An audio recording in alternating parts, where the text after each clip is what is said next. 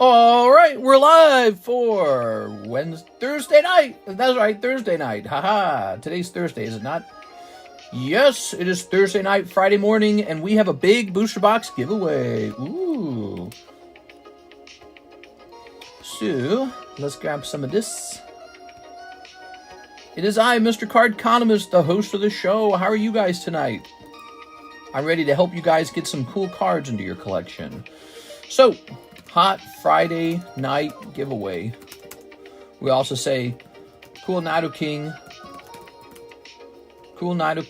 and Gengars. And then, how about vintage booster breaks? Cool, man. We're going to hit copy this. We are here exactly on time. It is 1:30 a.m. in the morning. That's my usual start time. Unlike yesterday when we were super late. Oops. We were still really busy yesterday, by the way. Isn't that interesting? Yeah, we were pretty busy. All right, let's just see if there's any orders in the queue since then. I just spent a big chunk of money myself buying Destined Rivals. I was buying a bit more Destined Rivals. I just am such a big fan of that set. I want to make sure I have, a couple cases lying around for the future. I really like that set. I feel like the price on it right now is probably too high. And they're probably just going to reprint it. Oh, yeah, I thought about doing a funny title. Hold on. Maybe I'm going to go save my idea for a funny title. Hold on. Let's go over here to this channel. In the future, you guys will get a funny title where I say, do not fear the darkness, friend, and let the reprints begin. There we go. That's a Dark Soul reference. There we go. All right, cool. So let's log in on our iPad. We have an iPad where I can see the comments. Let's see. My videos, maybe. Live videos. Really? Isn't that going to show me my own live video? I mean, we're live. Oh, there it is. Okay. 18 people watching. What's up, guys? An ad? What the F? I don't want to watch ads. What's this guy got? Ads? Reflex, Mike Side, Alex, Jod, CC, Know Your Towel. All right, we have our commission slabs as well, don't we? We have commission slabs. So, hot Friday night giveaway. Let's just say hot giveaway. Let's say huge giveaway. Huge giveaway. Cool Nidoking and Gengars, vintage booster breaks, consignment slabs. All right, there we go. So I'm going to add that to the title. We still got to price up a lot of those consignment slabs, huh? We never priced up the Ancient Origins. I was thinking 160 on that Ancient Origins. What do you think of that, Mr. Adam? All right, let me hit refresh on this. Cool. Watching our data here. We're on our way. We're on our way to 100,000, everybody. That's fine. All right. So, tossing that. Some trash there. Where'd it go? Oh, here it is. So this is available now for 160. Of course, I don't know what to do with this little folder back here. I hate it. I would hate to store that on the table. It's just this annoying little thing, isn't it? 160, so that's ready to go. This was Alexis's. She opened this. Oh, look, she put the energies in the front. So Alexis got a lot of generous donations from Mark J. Valeris. Make sure I say his name right. So there's Mark. And this is the giveaway for tonight. It's actually 2 booster boxes being given out for tonight's giveaway for Friday. And this was a donation from Mark. He's Hawaiian Rifleman, I believe is his YouTube name. Going to be easy to remember that now, isn't it? So, yeah, that's crazy generous. Alexis does a lot of work for us, by the way. She does a good job. She handles sometimes thousands and thousands of dollars of Pokemon cards. And she doesn't always even know it. We are. All right, Tornado. I'm going to remove that for her real fast. I think what I might do for her is help her kind of sort these out and send off the right ones for grading. So look at this. She put them all into one sleeve. So here's our Pinsir, Applin. There are. What's this called? Manphy or something like that? Manaphy? Greninja. That's probably like 40. Sigilif. She's kind of like a bird, isn't it? She likes birds. If you didn't know that about her, she likes birds. So if you ever have a bird Pokemon you want to give to Alexis, she likes them. Let's see. I don't think she likes bugs, though. I'm pretty sure she doesn't like bugs at all. Yeah. And let's see over here. So she got the Stinky Flying Man, some Whimsicott. Let's just unsleeve these real fast. Anything of interest to help her out. Scrafty, Caphagrigus. Oshawot's pretty cute. Off center. Zebra Striker. Let's see. She showed us her parrot. Yeah. I saw that. Here we are. She accidentally zoomed out of her photos for a second there, and I took that video private as a result. Let's see. There's, ooh, I like that Tyranitar back there. All right. Ah, yes. Typical Pokemon. Pokemon's like, here, you can have 2 cards. The rest is hollows. Okay. So, I'll just help her out here a little bit.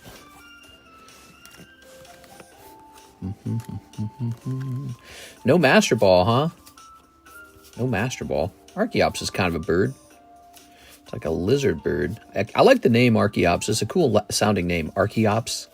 Yeah, it's good. You know, Pokemon does not always give good names out, if you've paid attention. Pokemon sometimes had a bad design on the Pokemon itself. Sometimes they have a bad design on the name of the Pokemon, like these futuristic Pokemon, Iron Treads or whatever. Iron Treadmill. So lame, dude. Come on, Pokemon. Don't get lazy. Don't get lazy on us. All right, there we go. So we sleeve these up for her. These are usually worth a little more than a holo. Not a lot, though, especially if it's a lame Pokemon. But it looks like her pulls include this off-center Sigilif, Greninja, the Manaphy, which could be a 10, Applin, Pinsir, and the Promo Tornadus. How fun. We are. Nothing really too crazy. It would have been wild, though, if she had pulled the Victini. I was rooting for her to pull that Victini, man. That would have been really crazy. But that also suggests Victini is... yeah, the Victini has not been pulled, so he's still around somewhere. Let's find Alexis's bag. She says she couldn't find her bag. I know why. It's because it's pretty well buried. Buried. Ah, here it is. Alexis, ... So this would be hers. Let's see what she has. What does Alexis have in here? Just a couple things. Okay. Now she has all this. All the cards in this bag are cards that people have donated to her, by the way. That's how she acquired those all. She might have mentioned she's saving up to try and get a home. She's got a baby. They want to have a home. So she can't spend a lot on Pokies. So that's a very nice gift. There we go. All right, cool. Is Ancient Origins really $160 a pack? No, this is a special situation. This particular product is $106. Oh, you're asking because you're surprised to how expensive it is. I thought he was talking about how cheap it is. Yeah, this one's a little bit cheaper because it almost looks resealed, but we're not sure. That could be the original packaging, I suppose. But so that's got a piece of tape on it. That makes me nervous.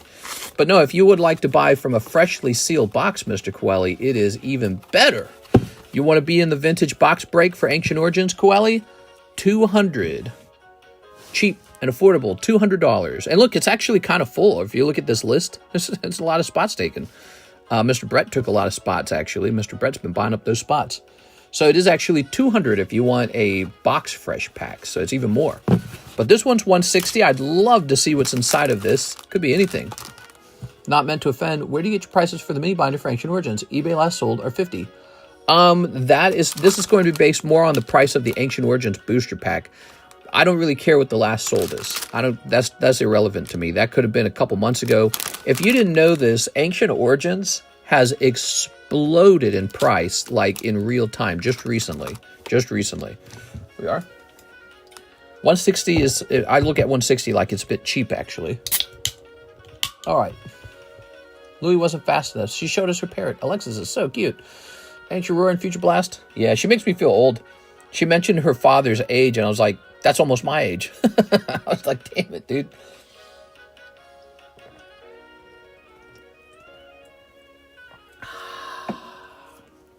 All right. I guess I'm not a spring chicken. Okay, so let's see what's going on tonight. We've got a lot of products tonight, guys. I'm going to plug my phone in, I think. Let's talk about the exciting things on the stream tonight. So we have the black and white era booster boxes, ETBs, I mean, black and white English. We have PRB1 One Piece, which is selling out super fast. We have... Oh, she put her trash down here. Hold on. She must not have known where to put this. We have SG... Did I say SGC? We have tag slabs. So there's tag slabs that have still never been priced. We got stuff to work on here with the CGC. I'm calling it everything except for what it is. Tag slab. There we go. I don't know why. You know why? Because there's CGC slabs sitting right here. I want to call it CGC. We've got commission slabs. So these bad boys got to get priced up too. We got a lot of things to price, including we just priced this one. That's part of the consignment sales. Ooh, Ancient Origins Rayquaza. Yes. So there's a lot to go through. Our menu is full of all kinds of things too. For example, one of the hottest things on the menu, Destined Rivals, Korean Destined Rivals, just $1.70 a pack. Just a fraction of the price of the English version of the set. So cheap, so affordable, and exactly the same artworks, and very high quality artworks. So, you know, Destined Rivals, I'm a big fan of it, but I like the affordability of the South Korean one. VENMO. 151, the Gengar Pikachu set. I would like to add that to the menu, but my God, it's overpriced. It is shockingly overpriced, and there's so few options for buying that product. So I am very uneasy about that. The title could have said reprints, by the way, because Pokemon is doing a reprint on Paldea Evolved. That's the Magikarp set. If the price is low enough, I might buy a case or two of that, and we can lower the price on the stream and hopefully get some Magikarps pulled. That'd be cool. Did you write his name on Ancient Origins? Whose name? There's that Pikachu I saw the other night. Oh, yeah, that's the illustration Pikachu, by the way. Illustration could be very valuable over time. So we want to get some stuff priced up tonight. I want you guys to try to get into that giveaway, the booster box giveaway offered by Mr. Mark. Here's a nice one. I'll get started on a couple of these. What's this base set? And get that up there. I like that. You got some poker cards here. So let's get started on these. Now, he's written some prices down. Those are not the official prices. I'm going to do a quick search on these, make sure that they're cheapest buy now. That's the rule, right? Cheapest buy now is the rule. Let's get started by checking on Hitmonchan here. That's base set Hitmonchan CGC 10. I actually really don't mind CGC 10s as long as they're cheap. Because they're their own kind of like economy. They're their own market, niche market, CGC 10s. All right. Those markings on the slabs could be quite old. I don't know when he priced those. Okay, so here we go. It looks like right here we have a Hitmonchan of the same type. Hitmonchan Japanese base set holo for $175. So that's a bit different from $300. So that will be the actual price. We follow cheapest buy it now price when we do the consignment. It's painful to have to sell sometimes when you wish maybe the price was a little bit better. Here we are. Walked into my Fred Meyer and they had a case on top of case of sleep. Paldea Evolved blisters. Nice. Damn, Ancient Origins really did explode. Actually, we don't say damn anymore. It's D-A-M-B. Damn. You gotta say damn. That's the requirement. Damn. Ancient Origins really did explode. All right, so here's this. He's got a nice little swirl beneath his feet. I like the swirl. Let's set it to 180. I think his is a little better. Let's set it to 185. I like the swirl a lot, actually. All right, nice swirl on that one. 185.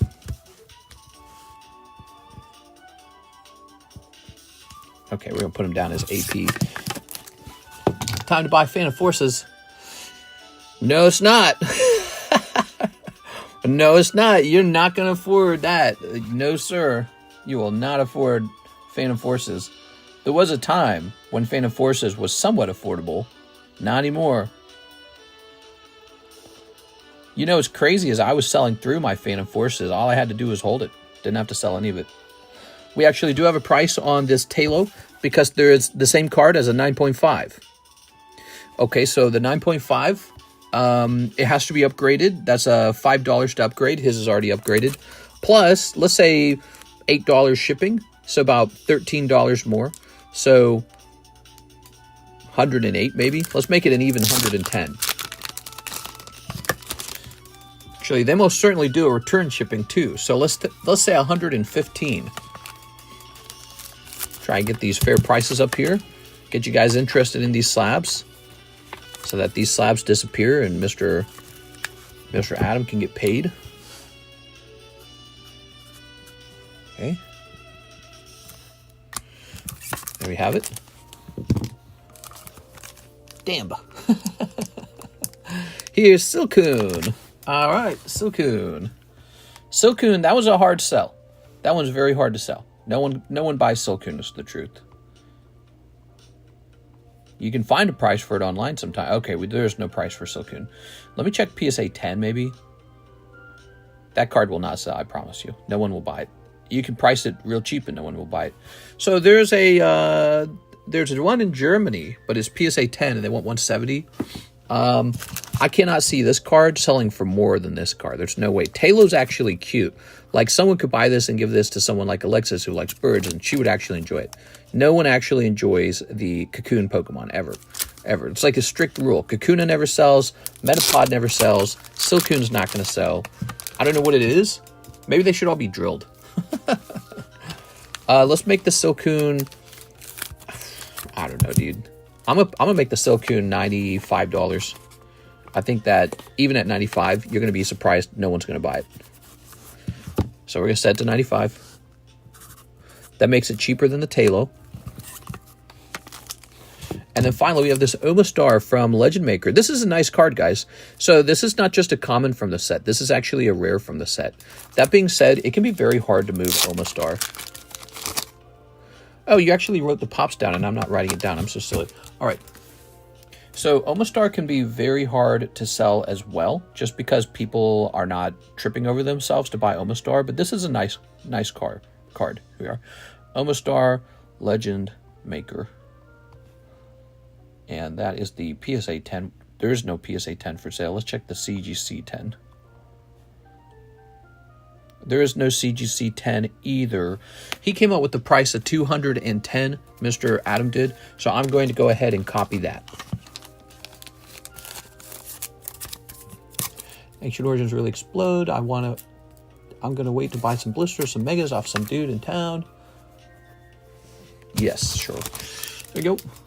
I'm very happy about it because I'm sitting on a decent chunk of Ancient Origins. Here are. How many boxes did I say? Like 33, 34, something like that. I can't remember.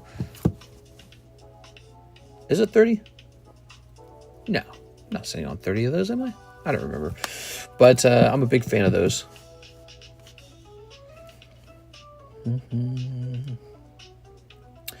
So, Omastar shall be 210 A.P. There it goes. Better put AP on this. Okay. Maybe what I should do is write his actual name on the back of the slab so that I know, who it is all the time. Okay, we just priced up 4 fresh vintage cards. And those are commission cards, and that's part of the fun of what we're doing tonight. Get this on the right side, maybe. And we have this booster pack ready to go. Love to see what's in it. Next up we have... Hey, it's Sunvan Fan. How are you tonight, Sunvan Fan? He says, Lugia, Cloud, and Jolteon. Oh, those are good ones. Okay, Lugia, Cloud, Jolteon. There we are.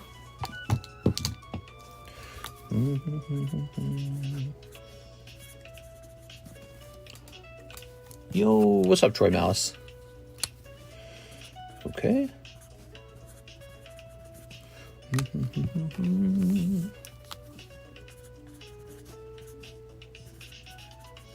Good.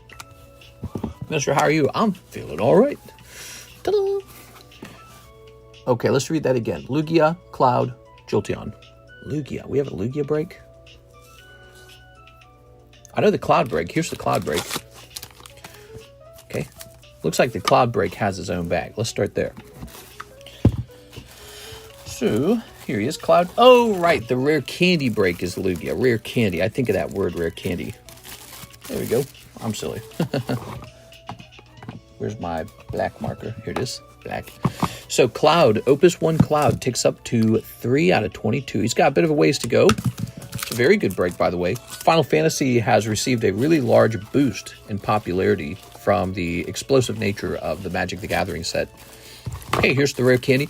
Rare Candy gets my ranking, my vote, as the best thing on the table. Rare Candy, Lugia. That's the best thing on the table. Somebody's going to pull out an absolute top quality, you could call this investment grade card. You know? They're all really good, actually. I mean, like, the Cloud's good. The opening the vintage packs are good, but I just like this one better. It's more like a trophy card. It feels like an actual, like, thing to brag about. So that's why I like it. And then the Jolteon. Yes, I call it the Heartbreak. I love it. I should have come up with this sooner. We got the Rare Candy break. Here's the Heartbreak. Okay, so he's a 1 in 19 break. And let's go looking for that bag.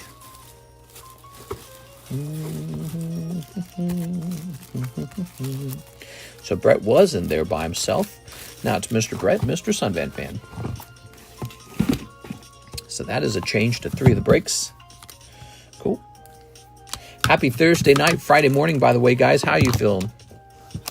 Mister, you're the best thing on the table. What? Blush.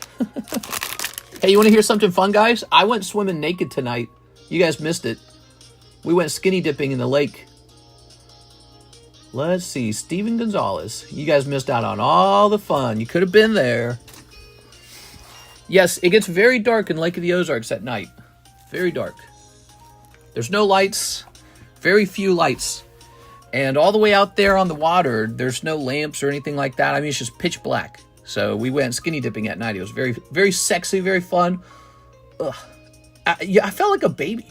Right? Like I was just swimming around in the water, just nude. And I was just like, dang, dude, it's feeling weird. Very freeing, though. We've never done it. There it is. All right. Junk just flapping in the waves. You have to try it someday if you've never gone swimming naked. Here we go. Yeah, it's very weird to get to do that. It's like you're very close to nature somehow. Very, very close to nature. We are. Ooh. All right. Tossing this. Mr. Steven. Ooh. All right. Let's snip this. Sneep. The moon was out. You can hear all the bugs. There were mosquitoes. Gets carried off by a perch. Who? Snipping this. All right. And let's do this. Snip. And we'll snip this as well. Speaking of being nude, I watched the new South Park episode. This is kind of a spoilers. I kind of want to talk about it, okay? So if you don't like spoilers, you may have to click off for a second. But I was watching the new South Park episode. And I don't know. I didn't like it that much. I got what they were going for. It's an episode where they're trying to lampoon Donald Trump. And so, you know, that's not really a surprise. Because they were gearing up for that at the end of the previous season. And they did a lot of Trump episodes in the past already. So you kind of knew that was a very high chance that's what they'd talk about. Ooh, this is a full art. I don't know. I just felt like it was like weird, you know. A lot of the episode had they were like kind of chuckles. I like chuckled here and there. I was like, haha, that's kind of funny. Like Cartman was sad because he can't laugh because of the ridiculousness of wokeness or something like that. So that's one of the jokes. Like there's this moment where he looks at the girls' room and the boys' room, and it says girls only and boys only on it. And he kind of sighs. He goes, you know, he's upset. So his plan is to commit suicide. And they actually put that in the episode, that him and Butler tried to unalive themselves. And you're kind of like waiting for the punchline. There kind of wasn't one. There was no punchline. They just really tried to do it, and it didn't work. They show the method. They're trying to do it in a car with the emissions from the car, but they didn't know it was an electric car, so it didn't work right. But it was just kind of this really dark joke, and it didn't make me laugh that hard. I was like, haha, yeah. South Park has had really dark jokes in the past, but sometimes they make them land. They land and they're really funny. But this one I was just kind of like, God, dude, that's kind of dark. And then I think that they're doing some storyline with Donald Trump as Saddam Hussein, I think. I think they're going to do a storyline where Saddam Hussein has risen back from hell or something like that. And again, this is spoilers, okay? Oh crap, lost a friend that way. It was a weird episode. I was waiting to laugh, but never did. Yeah, Karis and I did the exact same thing. I was trying to laugh because I'm a big South Park fan. But it felt like the jokes are maybe not all there yet. Like maybe this is like episode 1 of a trilogy or something like that, but they don't really warn you. Like they don't tell you, by the way, this is a 3-part episode. This is part 1. But it seems like they're gearing up for the big jokes to be had, like the reveals to be had in the next episode, because I highly suspect the Donald Trump character they introduced is going to reveal himself as former Saddam Hussein from the much earlier South Park episodes. But so they introduce him, and there's just a lot of nudity. So they keep showing Trump, and they show Saddam Hussein Trump with like his dick out, and it was just sort of like, yeah, nakedness. It's really awkward. But I don't know. It didn't make me like laugh out loud. Like, oh dang, dude, that was super clever. There wasn't a moment like that. And then they had this really. There's this point in the episode where it becomes clear. It's kind of like the Muhammad episode where they wanted to show a picture of Muhammad. Sarah, we have the most interesting conversations when we're opening your stuff. Sarah, what is this? Maybe it's because my brain automatically knows if we're opening a whole box of something that we have time for a real conversation. Last time we were opening Sarah Dusenberry's PBR 1 box, we had a big conversation too. So, but anyways, there's this really weird thing at the end where they have Donald Trump like get naked in the desert, but it was actually Donald Trump. They used AI to generate a very realistic looking Donald Trump. Like you would have trouble guessing it was even AI. So they used an AI-generated Donald Trump to have him like undress in the desert, and they even show off his junk and everything. And I don't know. Is that peak comedy? Like, I don't know how to feel about that. Like, if they'd done that to Obama, I wouldn't have laughed out loud. And I did not laugh out loud to the Trump thing either. It just made me really kind of grossed out. And it was sort of, the way I look at it, they're trying to get Donald Trump to sue them because a big point in the episode is this idea that Donald Trump sues people like the Stephen Colbert show or whatever, right, that got canceled recently. So that was a big point in the show, and it really feels like the point of it is Donald Trump is meant to sue South Park after they did the AI video, because that seems like it's illegal. Pretty sure you're not allowed to take someone's likeness and generate a nude video of them and then post it publicly. So they broke all those rules. So it seems a lot like South Park's trying to get sued by Donald Trump. I think that's what the point of it was. But man, it was weird. It was kind of creepy. And I think that does not work for South Park. If they're going to do that, you have to genuinely like laugh out loud when it happens. So I don't know. The first episode of South Park, I do not think landed well. I think it was really kind of, if you absolutely hate Donald Trump's guts, it will feel good from that position. But from like a satirical comedy, it felt kind of phoned in. Sort of like, yeah, now Donald Trump's wiener's out. And it felt just kind of weak, I guess. Here it is. Also, I started to miss old South Park, where they were just, focused on something going on in the boys' lives. Like Tegrity Farms was still in this episode, and I'm so tired of Tegrity Farms. The weed farm, I'm so tired of it. It's so played out. It's not funny at all. I miss Stan Marsh and his family living in South Park. I miss that stuff. I miss the nostalgic feeling of South Park. And this episode reminded me of that. It's so heavily political. It's a very political episode. And it's like South Park is known for being very funny and having good political takes that are like, you didn't think of it before. This episode felt more like a challenge to be sued. And it was just super, super political and kind of really dark with the suicide joke, which it almost, I didn't laugh at it at all. There was no funny part to the suicide joke. And then the whole seeing Trump naked was just so uncomfortable and weird. So yeah, I mean, you could do that to all kinds of world leaders. You could have done that to Angela Merkel. I think I saw a comedy like that once. It was her on the public bathroom with her pants down going to the bathroom. It was really uncomfortable and gross. So you could take world leaders and use AI to make them completely naked, show off their genitals.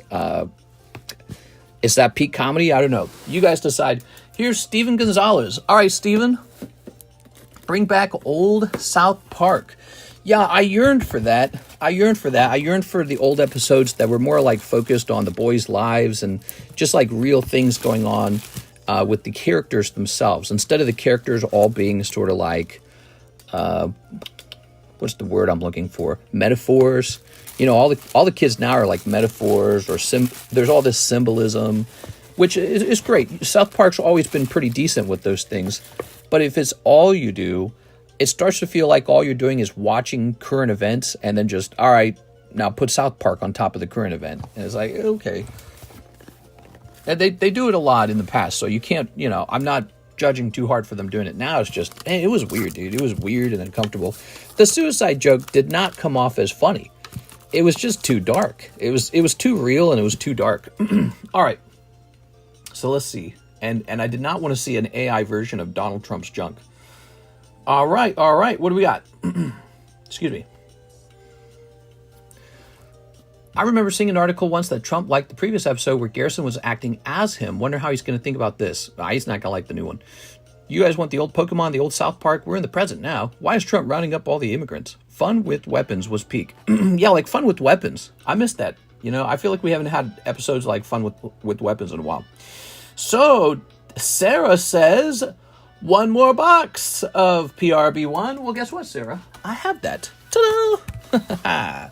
Beautiful. So that is my review of the South Park episode. I asked Karis what she would rank it out of 10. Karis ranked the new South Park episode a 1 out of 10. She gave it a 1 out of 10. She really didn't like it. And then for me, there were just a couple funny moments. Like they even brought Jesus back in the episode, but even he felt like a different character than he used to feel. He felt more like a prop for the political messaging. He was sort of like afraid that Donald Trump was going to sue him.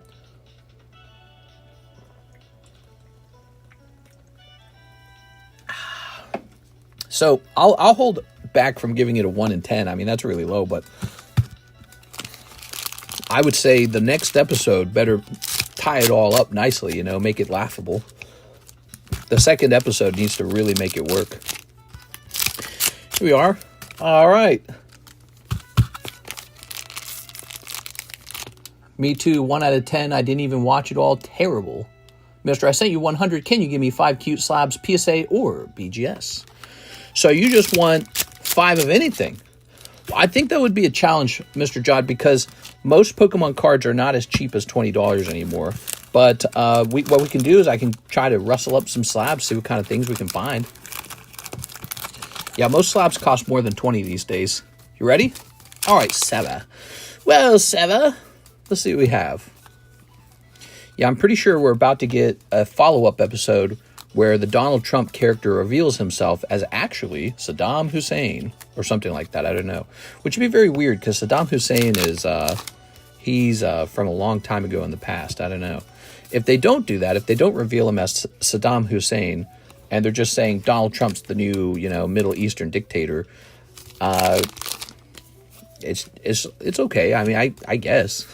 Here we are. The reason I think the Saddam Hussein joke worked in the past is because I really didn't know who Saddam Hussein was. I didn't know anything about him.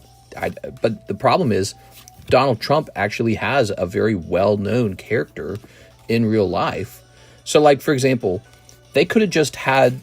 They could have like copied more of Donald Trump's cadence or something, right? Like they could have done a joke where Donald Trump is more like himself, you know, saying weird things, bragging too much, talking like this. We've got the best penis in South Park. You know, they could have him talk like that.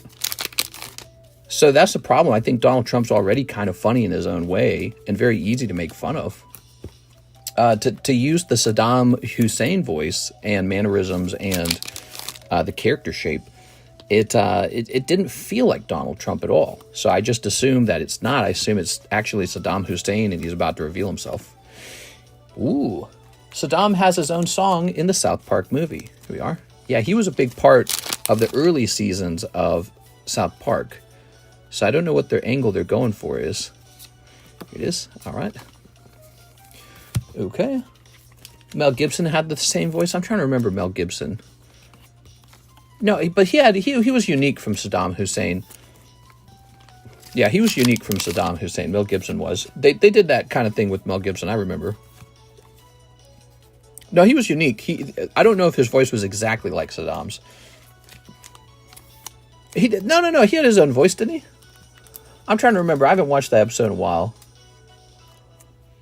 No, he had a bit of his own voice. Yeah, he had a bit of his own voice.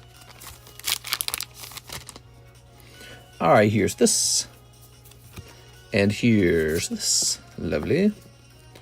Ooh. I just watched it. Maybe you're right, but I feel like the mannerisms where Mel Gibson were more, like he was singing and dancing and stuff like that. They really hinted that the Donald Trump character in this episode is actually Saddam Hussein. We are. Like with the relationship with Satan and all that. There we go.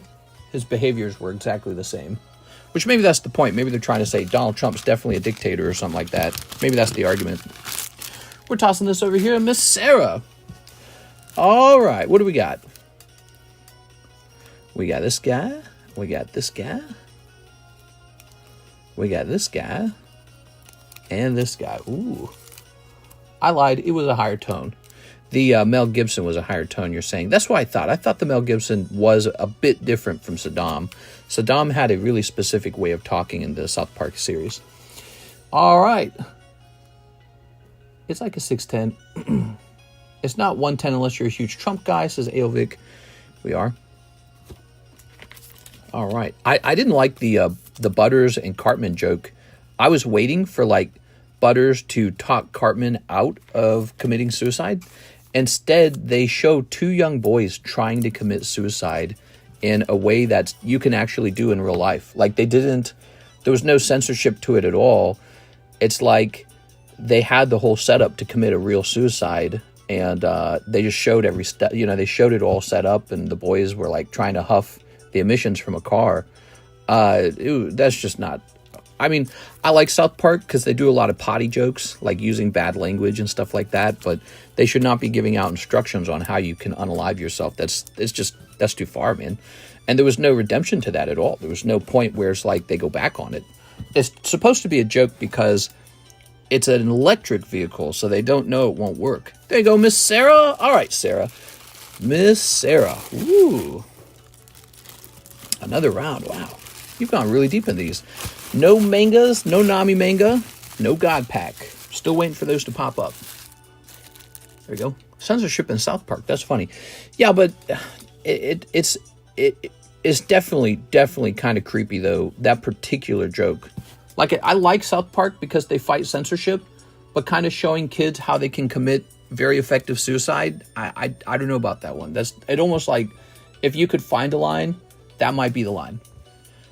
Here we are. All right. Maybe that's why they wanted to do it. Maybe they wanted to prove that they can make anything funny. But I just felt like it was kind of dark. There we go. We got Tyranitar. Ooh, this Tyranitar is actually a gym break. I like this. Comedians are always trying to do that. They're always trying to prove that they can make something funny that shouldn't be funny, like the Mustache Man or the R word. So they're always trying to find a way to make a joke out of something surprisingly dark. Like it's a little competition or a little challenge. But two boys using all the tools necessary to commit unalive, and it's not that cartoonish. It's actually kind of realistic. I don't know. Didn't have me laughing. Here's Cubone. Also, I didn't really relate to the purpose of the unaliving. Almost seemed like that Cartman wanted to unalive himself because he was bored of where politics were, and it was like, all right, that's not a real problem in the world, right? So it didn't feel like it was relatable. All right, so we have this beautiful gym break Tyranitar up on the table. Let's get some more of these commission slabs. Happy Thursday night, Friday morning. censorship of South Park, taking South Park too seriously. South Park will never be what it was. As much as they try to put aspects of old episodes, it does seem like their political influence is now too ingrained into the style of the episodes. It's not a kid's show. Parents got a parent. Is the binder break still going? The binder break. Yes! The binder break. Here it is. The binder break is for all the cards in this bag. It's a $40 buy-in if you'd like to get into this break. It's got 4 people in it so far, so it's halfway done. And it contains this very desirable Ditto Korean exclusive card. It's Lapras and Pikachu, but there's also Magikarp, Lotad, and I think those are the main ones. So, and then we got this Houndoom, and we've got this lovely Alakazam. There's a variety of really good ones. I tossed in a couple cheap ones too. So these did not change the price of the break. They're just extras. Here's a nice Mimikyu. I like this Mimikyu a lot. Okay. Here's a nice Victini. I like the Victini a lot. Here's a Booty Butt card. I like this Pikachu a lot. Nice Eevee. Shiinotic's not really too valuable. Melodic's not too valuable. Okay. Yeah, there's some really expensive cards in here, actually. Some of these are quite expensive. So like, this is number 1. What's the second most expensive Pokemon? It looks like it's this one. And then this one. And then this one. Then a couple of these are around the $12 mark. Yeah. Here we are. So order these by most to least expensive. Okay, check that out. So, look at that. Good.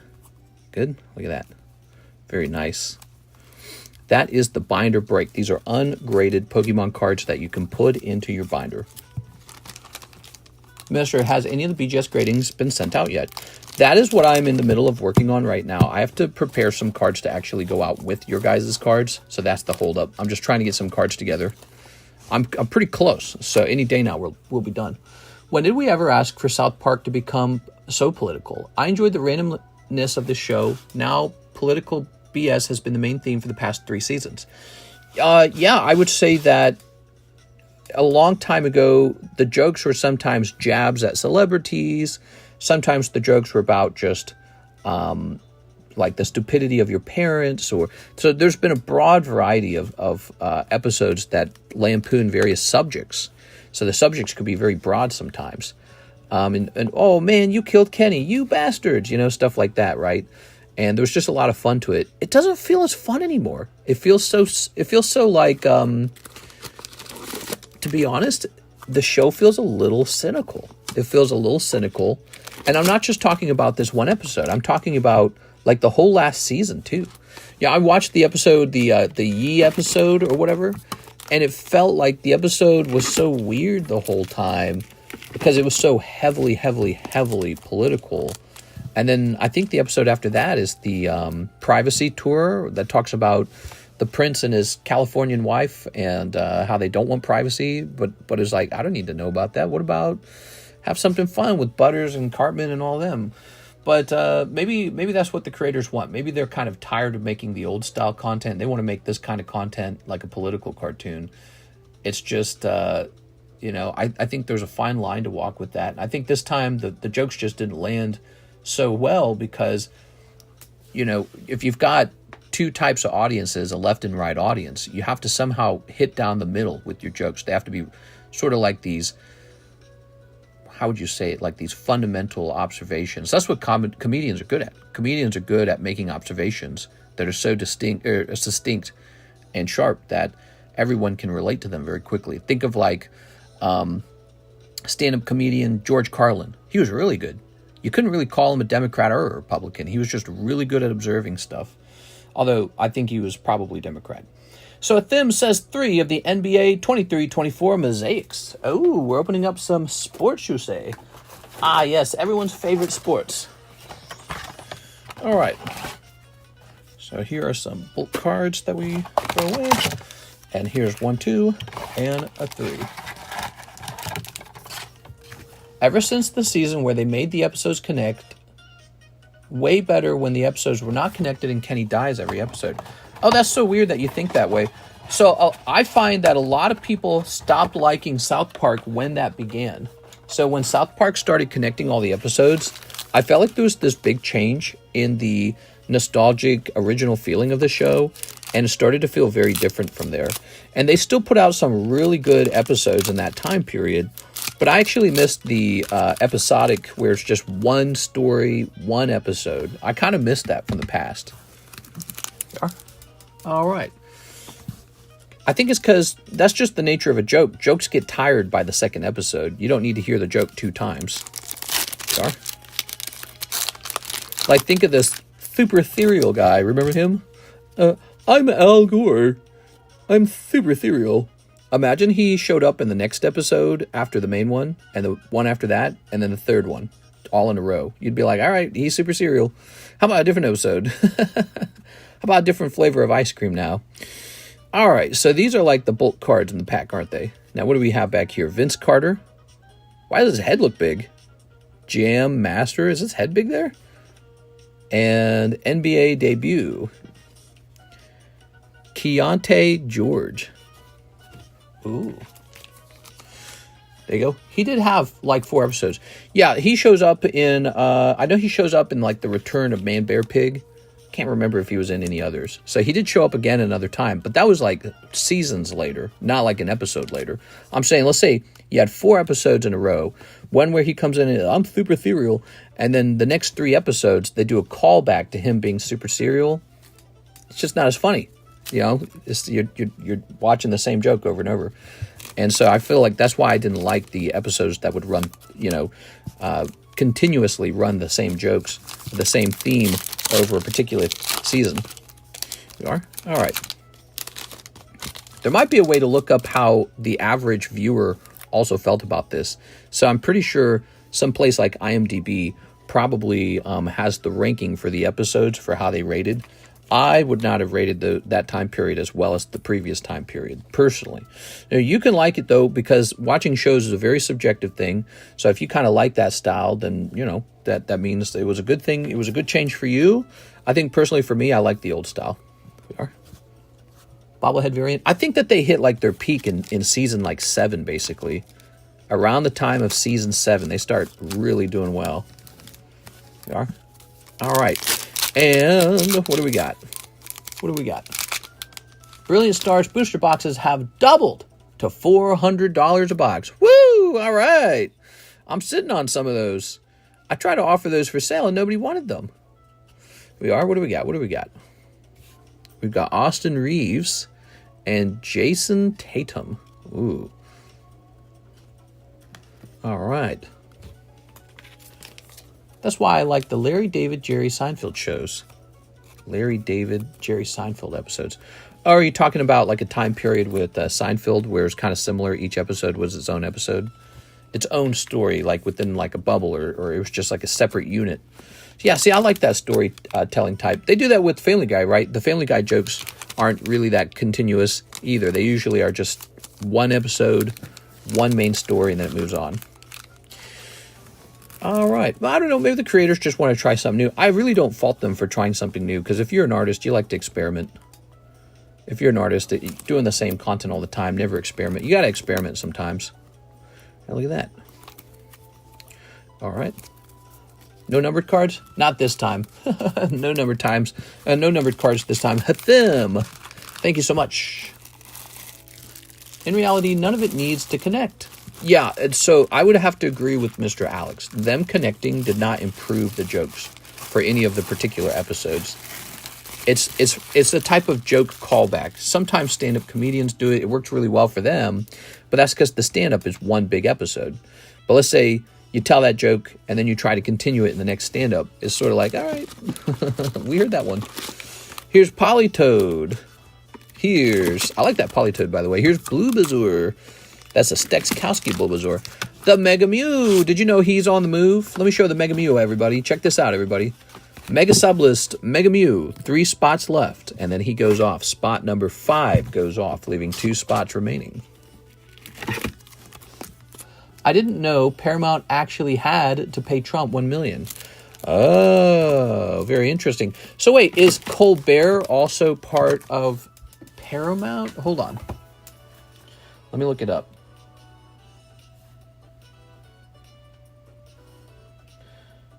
Does Colbert stream from Paramount.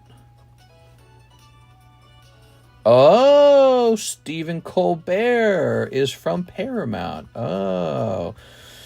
Okay. Maybe that helps explain the episode a little bit more. So the streaming platform for South Park is the same streaming platform as Stephen Colbert. Okay, that's cool. All right, let's see what we got next. We got some of these consignment slabs.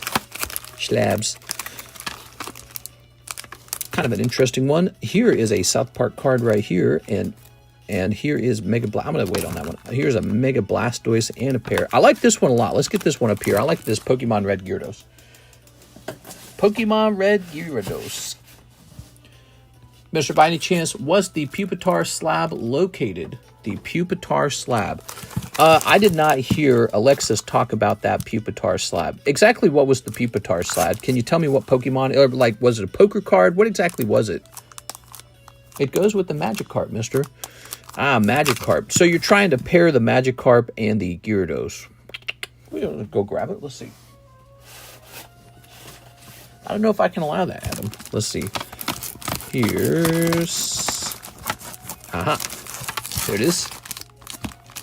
I'm sending you a PSA 10 South Park Kenny card. Ooh. That sounds fun.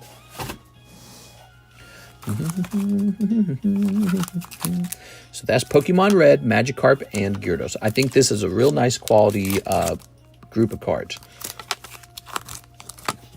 Here we are. Sequential. You have one in tag. It's a team reverse holo. There is no such thing as a reverse holo Pupitar, unless you're talking about the English version. Are you talking about the English version? So you're saying I sold you an English reverse holo Pupitar slab and it did not show up. That's what you're saying. Oh, I guess these don't fit unless we put them in a slim sleeve.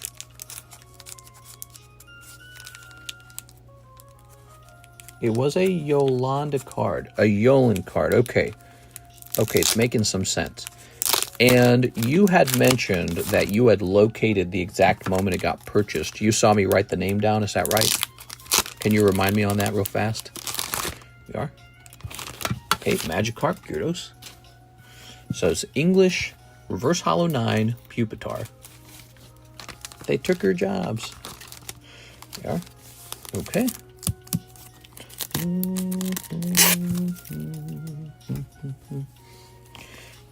I do remember you saying that you had located the moment that they got purchased. And I think you shared like a timestamp. Okay. I wonder if it's possible she could have sorted it into the Y box as a Yolan slab. I don't think she would have done that. Yes, but I couldn't see what name was written. Oh, okay, okay. This is a good investigation, Mr. Emmanuel. All we know is that it's not there. All right, let me do this real fast.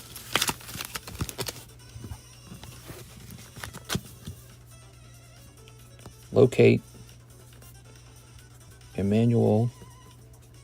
The good news, Emmanuel, is that that's a very replaceable card with it being a 9, so we should be able to replace it if we can't find it.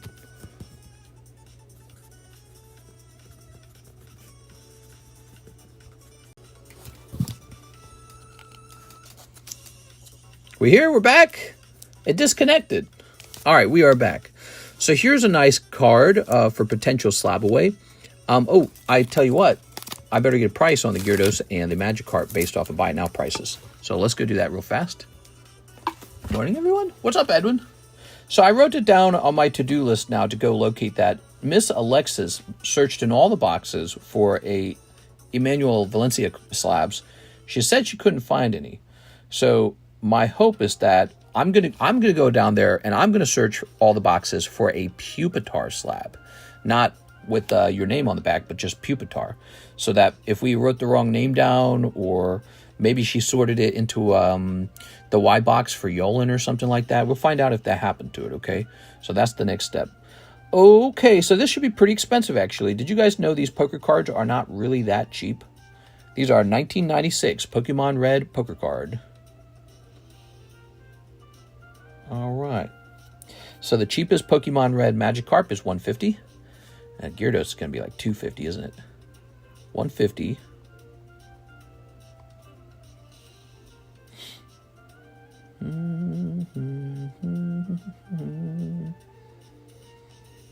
Well, there is a green version for $250 and then a yellow version for $500. Let me check and see if there's a sold red version. Oh, no, there's no data on a sold red version. Actually, there's no sales for the poker. So here are my thoughts. Look at this. There's no sale data on Gyarados poker at all. That's not good. That must mean he hasn't sold in a little while. So the cheapest one is $200 with 17 watchers. It's the green version.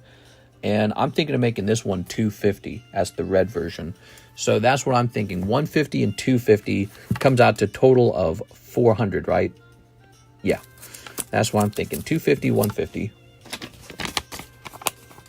96 was a good year. Yeah. Nothing against you, Andy, but the story plot within South Park will be its demise. The story plot. Oh, do you mean like the chain together episodes? It could work. I think, again, I think a big part of the problem for them was this episode just did not land that well. It felt, I did not want to have to see Donald Trump's junk. It's just kind of weird. There's a reason why people want that kind of stuff outlawed, you know, like if you took Taylor Swift and South Park made an episode where she got naked in the desert and we saw her genitals. No, you know, there's something inappropriate about that, having AI do that. And I wasn't expecting that. People want that kind of stuff outlawed because it's sort of like, it's kind of rapey, you know? It's kind of weird. Like, you could take a picture of me and make me naked too with AI too. I don't consent to that. That's so weird, you know? All right. It has a very, like, revenge porn feeling to it. It's there's something about that doesn't seem right. And they just did that, and they're definitely getting people talking about it, so they're getting the attention. But, yeah, I don't know. Like I said, if they did that to Obama, he was a Democrat, right? Or like Biden, let's say they were lampooning Obama, lampooning Biden, and they made them get stripped down naked in the desert using AI until they're so naked you can see their actual genitals. Yeah, I just wouldn't want that. It's like, I don't know, dude, that's like uncomfortable. Yeah. All right. So now we place the big sticker on them. Ta-da. Obama. All right. It's already running a weird path. We'll see how it goes. They might be able to make the jokes land a little better in the next episode. We'll have to see. We'll have to see. I'm a big fan of South Park, a real big fan. 400, 7.25, AP. Yeah, if you can do that to Donald Trump, should you do it to anyone? Will they do that to Xi Jinping? Will they do that to Benjamin Netanyahu? Will they do that to, I don't know, whoever the German guy, I don't even know who the leader of Germany is. Germany has the guy with his name starting with O. Oh, man, I can't remember the guy at all. But like Merkel, I can remember Merkel really well. Angela Merkel. Imagine they did that with her. It'd just be wrong. It'd be, you know, that's like, I don't know, dude. But she's not in power anymore. But imagine they did that when she was in power. Mega Blastoise. You ready? That's not what I want to see. Fun conversation, right, guys? So this is Pop 1, which means there's nothing to look up.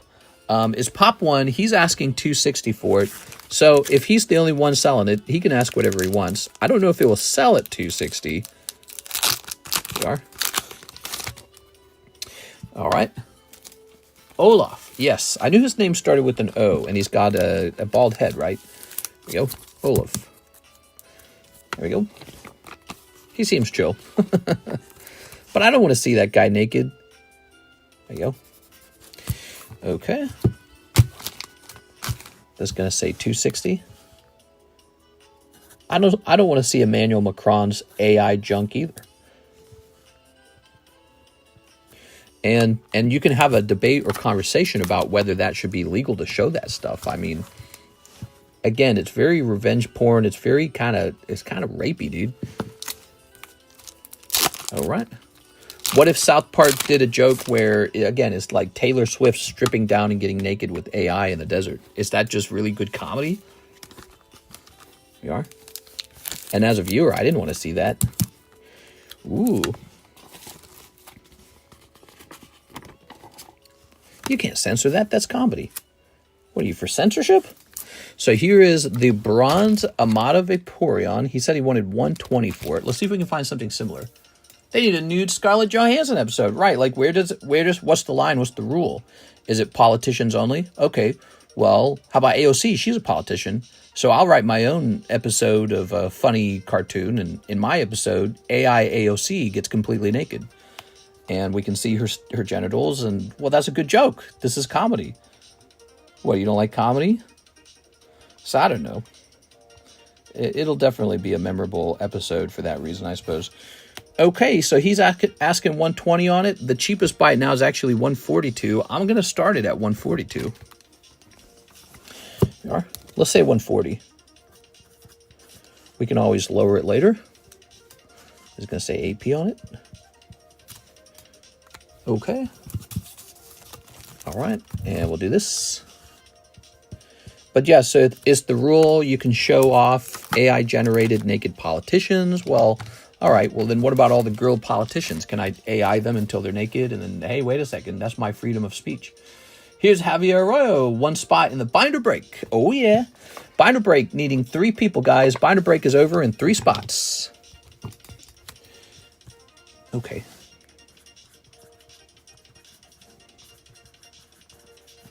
Very good. That's been our conversation tonight. We were talking about for those of you who are just tuned in, we're talking about the latest episode of South Park that is available right now on Paramount. And it's an interesting conversation. It's a bit of a spoilers conversation if you haven't watched it. So sorry about that. All right, let's see. Here's Ryan Shapiro. He says, get me into that Mega Mew. You got it, Ryan Shapiro. So you're going to have spot number 8. I'm looking forward to the rest of the season. I really am. I miss South Park a lot. I would rank it as one of my favorite TV shows of all time. 2 spots here. I saw your consigning rates. I have a PSA 10 Pikachu CP6, a PSA 10 along with Lightning PSA 10 Signature and Tifu PSA 10. Not many sold, so just wondering how we'd figure out the price. Okay, so on a card where it's kind of complicated to choose the price, maybe we can find something that is similar to it and then start with kind of a higher tier price. And if there's no bites, if nobody nibbles at it, we will slowly lower it. That's how I do my own cards. So when I have a card that's maybe pop 1, I start out with a higher price, and if there's no bites, I lower it bit by bit until there's some some action. So that's the way to do it, I think. All right. Let's finish the binder break. So let's see. Now we've got Mr. Thim, 3 more of the NBA packs. What do you know? We got 3 more of them. Actually, we may need another box. I don't even know where I store these. Ooh. So here's 2 more of them. Bring back the Chappelle Show. My wife and I have you synced on both of our phones to create an echo. What? That's funny, dude. Okay.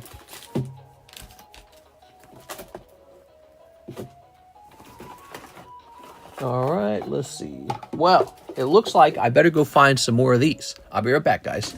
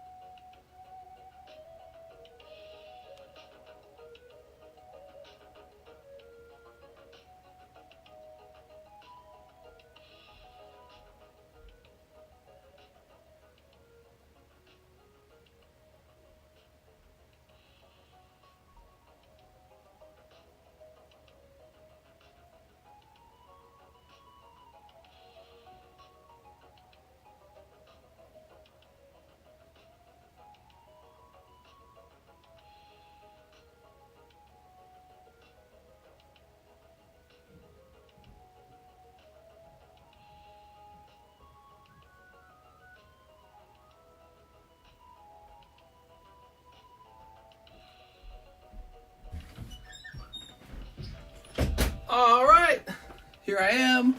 I grabbed some more One Piece PRB ones. Those seem to be very popular. And I had to go hunting for them, but I found them. Whoa! 20? What? Dang, dude, that's Tyler McCansh. So, Tyler, did that cost you $100? Is that how that works? Here we go. Hathim. This is a 100% fresh sealed case of these NBA cards. Just so you know, that box you just opened was the very first box out of the whole case. So, thought you'd find that good to know. And anyone else, of course, who likes NBA cards. Let's see. Dang, dude. So 100. I'm gonna go write that down now. Weird. See, because they're $2 per membership, but I guess when you donate them, they're a different price. Maybe I don't exactly know how that works. You might have actually donated money to me. So let's see. This goes to 200. Yeah, I don't exactly know how all of that works out, but that's pretty crazy, man. Look at that. Wow. So you're at 200. Tyler McCansh and Mr. Mark Valerian. Crazy generous, dude. All right, so we were snipping this open. Don't forget to leave a like. Man, big donation, man. Here we go. That's a good year for NBA with the Victor cards. Oh, yeah? That's good. I don't remember why I bought these. We only have a little bit of sports on the menu. It's on the extended menu. And so I try to carry a little bit. And when we run out, I get a little bit more. But we don't focus too much on sports. We focus on Pokemon. But, you know, we got everything else, so we might as well have a little bit of sports. All right. For guys who just feel like opening a little sports today. A little sweet treat. Yeah, just a little sweet treat. You guys see that Caleb Hamer clip, the sweet treat? Yeah, just a little sweet treat.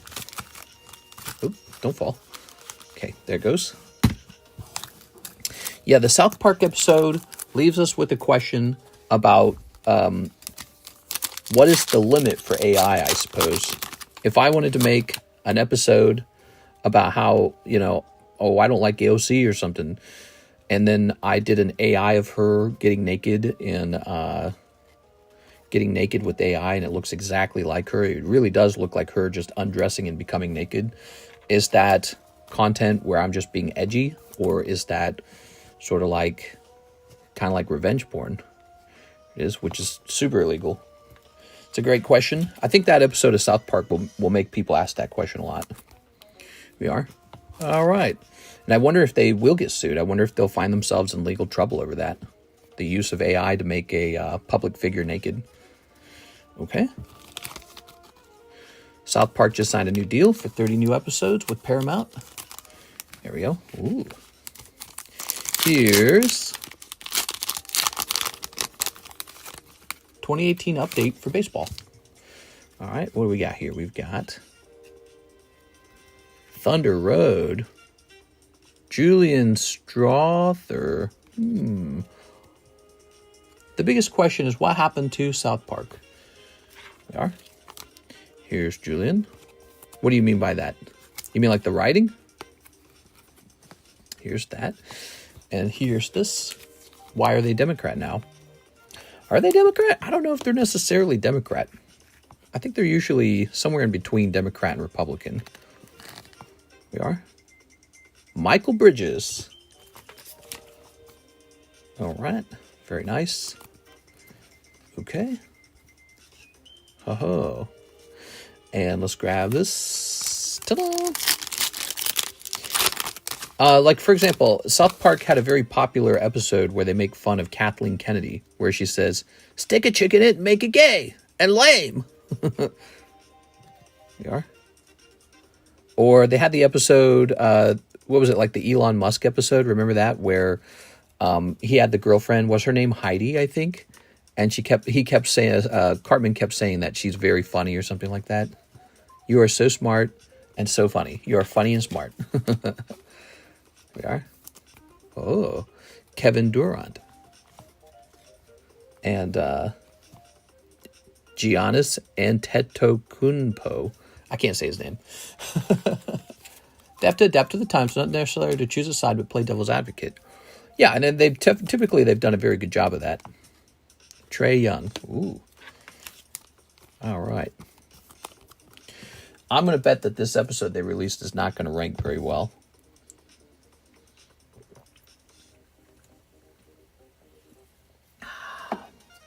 All right. So you pulled a lot of non-numbered, non-signature cards. Thank you very much, Mr. Thim. I appreciate it, man. If you guys want to open up some sports cards too, sports cards are always located on the extended menu, not in the YouTube description, but in the link to the extended menu in the YouTube description, okay? All right, cool. Nice hits out of that one. Oh, these were good. You always have to help me with that because I don't understand it always. Michael Bridges, Giannis maybe? All right. He was the MVP. Oh, was he? Cool, man. I want to be the MVP. How do I be your MVP, guys? How do I become your MVP? I want to be your MVP. Sarah says 2 more boxes of PRB1. Whoa! Holy! She said, yes, please. More of that. All right, you got it. Well, you're going to make me have to restock these again. Okay. PRB2's coming out pretty soon, too. Did you know that? PRB2. Let's pour both boxes out. What do you think? PRB2's coming soon, guys. Okay. All right. Tossing that. Tossing this. So, wow, this episode brought to you by Sarah Dusenberry. Thank you, Sarah. Appreciate it. 3-piece. Oh, fried chicken sounds so good. I haven't had fried chicken in a little while now. You know what I had tonight?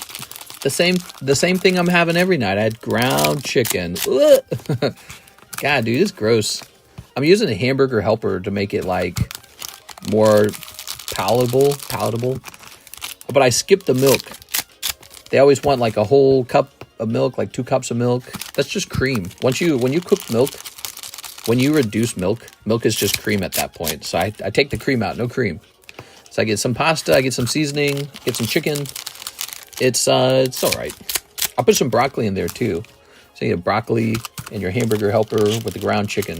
I think it's about as healthy as it gets for food. Except, not necessarily. You could get rid of the, I'm sure you could get rid of the pasta shells and it would just immediately be a healthier protein. Actually, the seasoning too is not really necessary, is it? It's probably full of all this salt and weird ingredients, probably preservatives. But, yeah, I've cooked ground chicken a lot of different ways now. It's real boring. It's like a sad person food. Costco chicken for $5 sounds better. Yeah, if you wanted to just eat the chicken breasts off of it, we are. Yeah, eating healthy is really strict and so boring. We are. Okay. I woke up. I had some walnuts. I had some pistachios. I had some mini Wheaties. I had a boiled egg. And then today I went out and I went swimming for like 2 hours, I think. And then for dinner, ground chicken. Ground chicken with pasta shells and broccoli. And that was it. And now I'm done eating for the day. And I feel sad. Food brings you happiness, man. Food makes you happy. That's what they say on the My 600 Pound Life episodes, too. Konjiki Kagura. Is he just showing his butt off? We are. You ever watch My 600 Pound Life, guys? You got to watch that. It's very motivating to lose weight. But so you watch it, and they always say the same thing. Oh, well, food makes me happy. You're like, oh, shoot, that sounds like me, dude. Time to stop eating. Look at this. Oh, love me a good boiled egg. I love eggs. I always have. I was an egg fiend when I was younger, when I was a kid. So lucky for me, one of the healthier protein options, eggs, is already a favorite food of mine. You know why I like eggs? It's because it's stinky. Eggs are stinky. I seem to like foods that are stinky. I have a thing for stinky foods. Here it is. So since eggs are stinky, I've always liked them. And boiled eggs are stinky. They are. So I love the boiled egg. And it turns out boiled eggs are a really, really good diet option They're very protein dense. They're not cooked in any oils. You just have some salt on it maybe, and then you're good to go. Yeah, it's a very good food item for protein.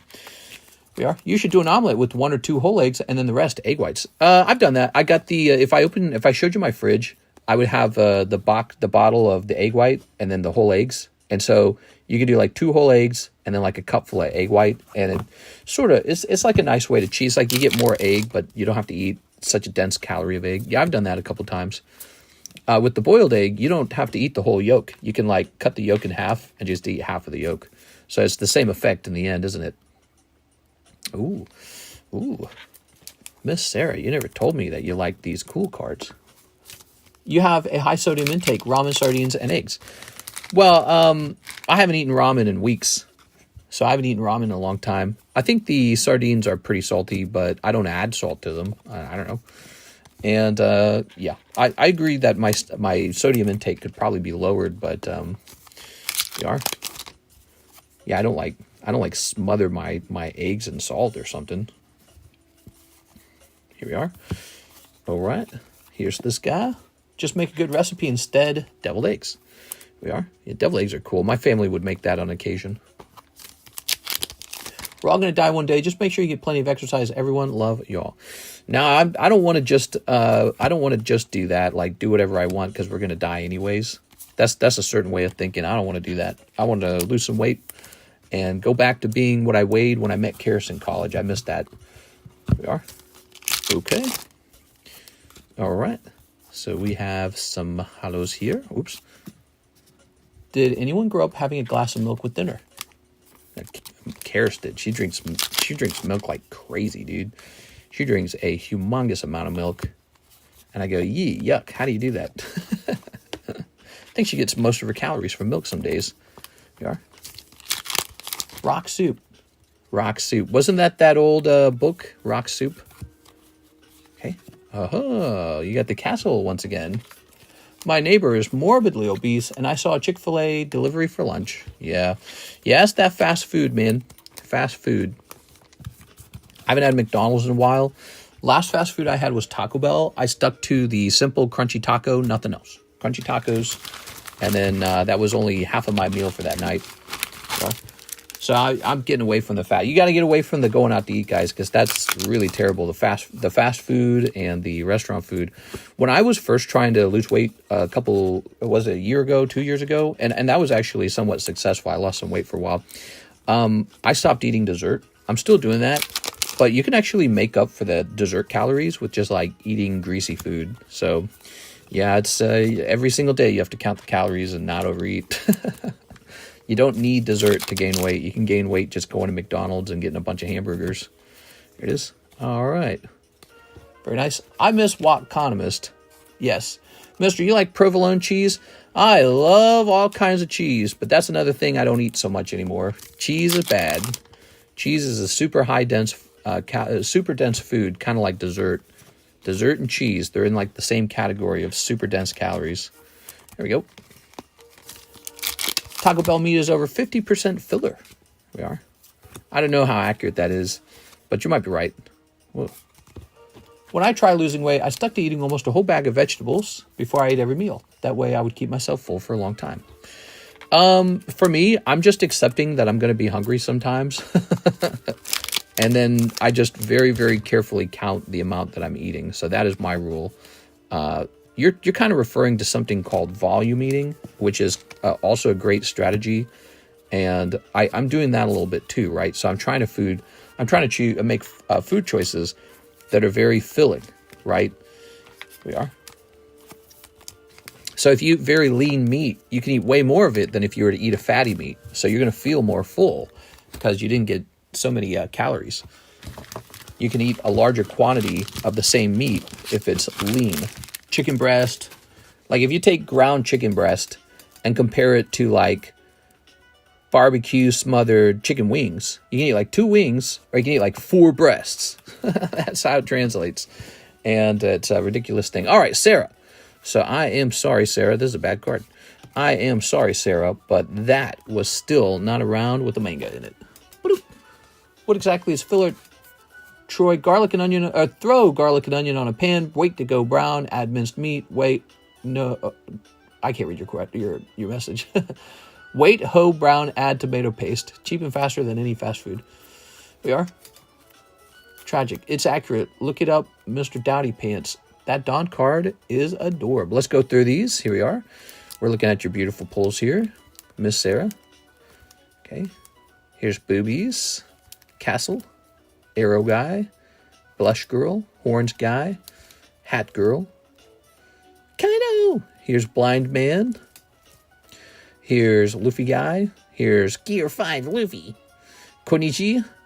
And here's Shinx and Don Flamingo or something. I don't know their names. All right, cool. So you got a whole bunch more of these Don cards, which I think might be worth something. I'm not sure. And you got a whole bunch of these. Yay! SRs. And special art rares. Thank you. Sarah Dusenberry. She went real deep tonight. I really appreciate you, Miss Sarah. Sarah, you're going so deep. Why don't I place you on this giveaway box independently? All right.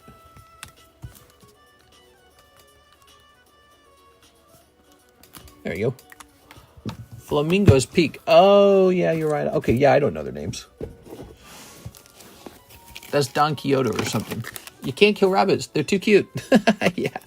Oh, you ever seen those rabbit meat farms? Those are interesting. Here's Eevee. Oh, Eevee.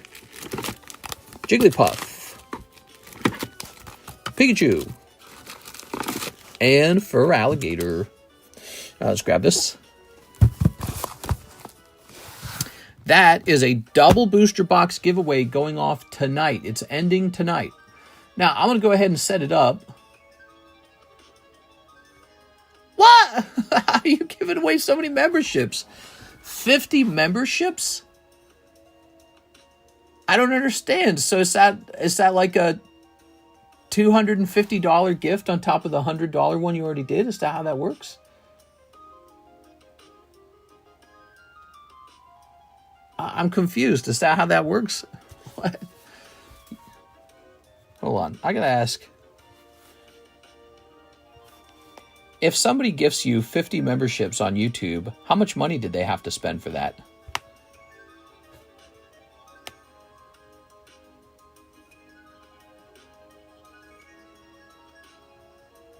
Dang, dude. Yeah, it's saying they likely spent $250. Is that right? Jesus, dude. Wow. Freaking everyone's gonna have a membership now. Jesus. Here, let me write you down. Holy, man. This is gonna be some crazy July donations page. So what is this gonna say? $450? What the hell? Wow. Look at this. So $486, $450. What? That's crazy, man. All right, so we're setting this up. So on top of those donations, we've got these two beautiful booster boxes being handed out. Did you hear Rusty? TCA Gaming said that the pre-release Right Troop will be sold on a public auction soon. Raichu, you mean? What do you think it will sell for? I don't know. I have no clue. It's not Charizard, it's Raichu. So there's a lot going on in the market these days. Who knows, man? All right, so I'm going to write down Mark. But let's not forget Tyler McCansh, too. Jesus. All right, guys, you can type in Mark now into the chat, and that will give you a chance for this double booster box giveaway for Friday night. It's just 80 people in the chat, so your odds are not that bad, actually. I mean, if only half the people participate, you know, because I don't think all of chat will participate.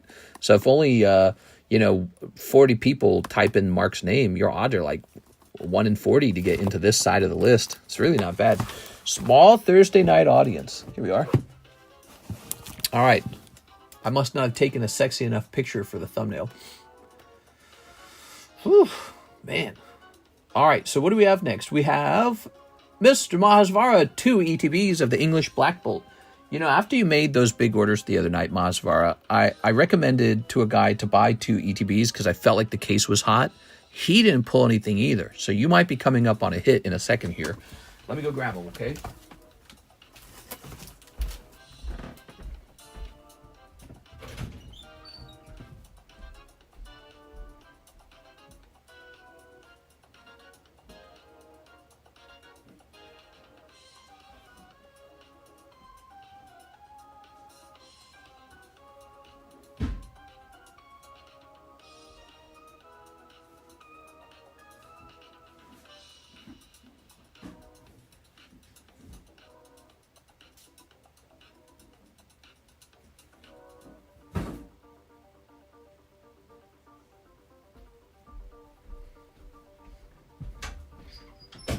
Okay, so these are actually the last 2 ETBs from this case, and then a fresh case opens.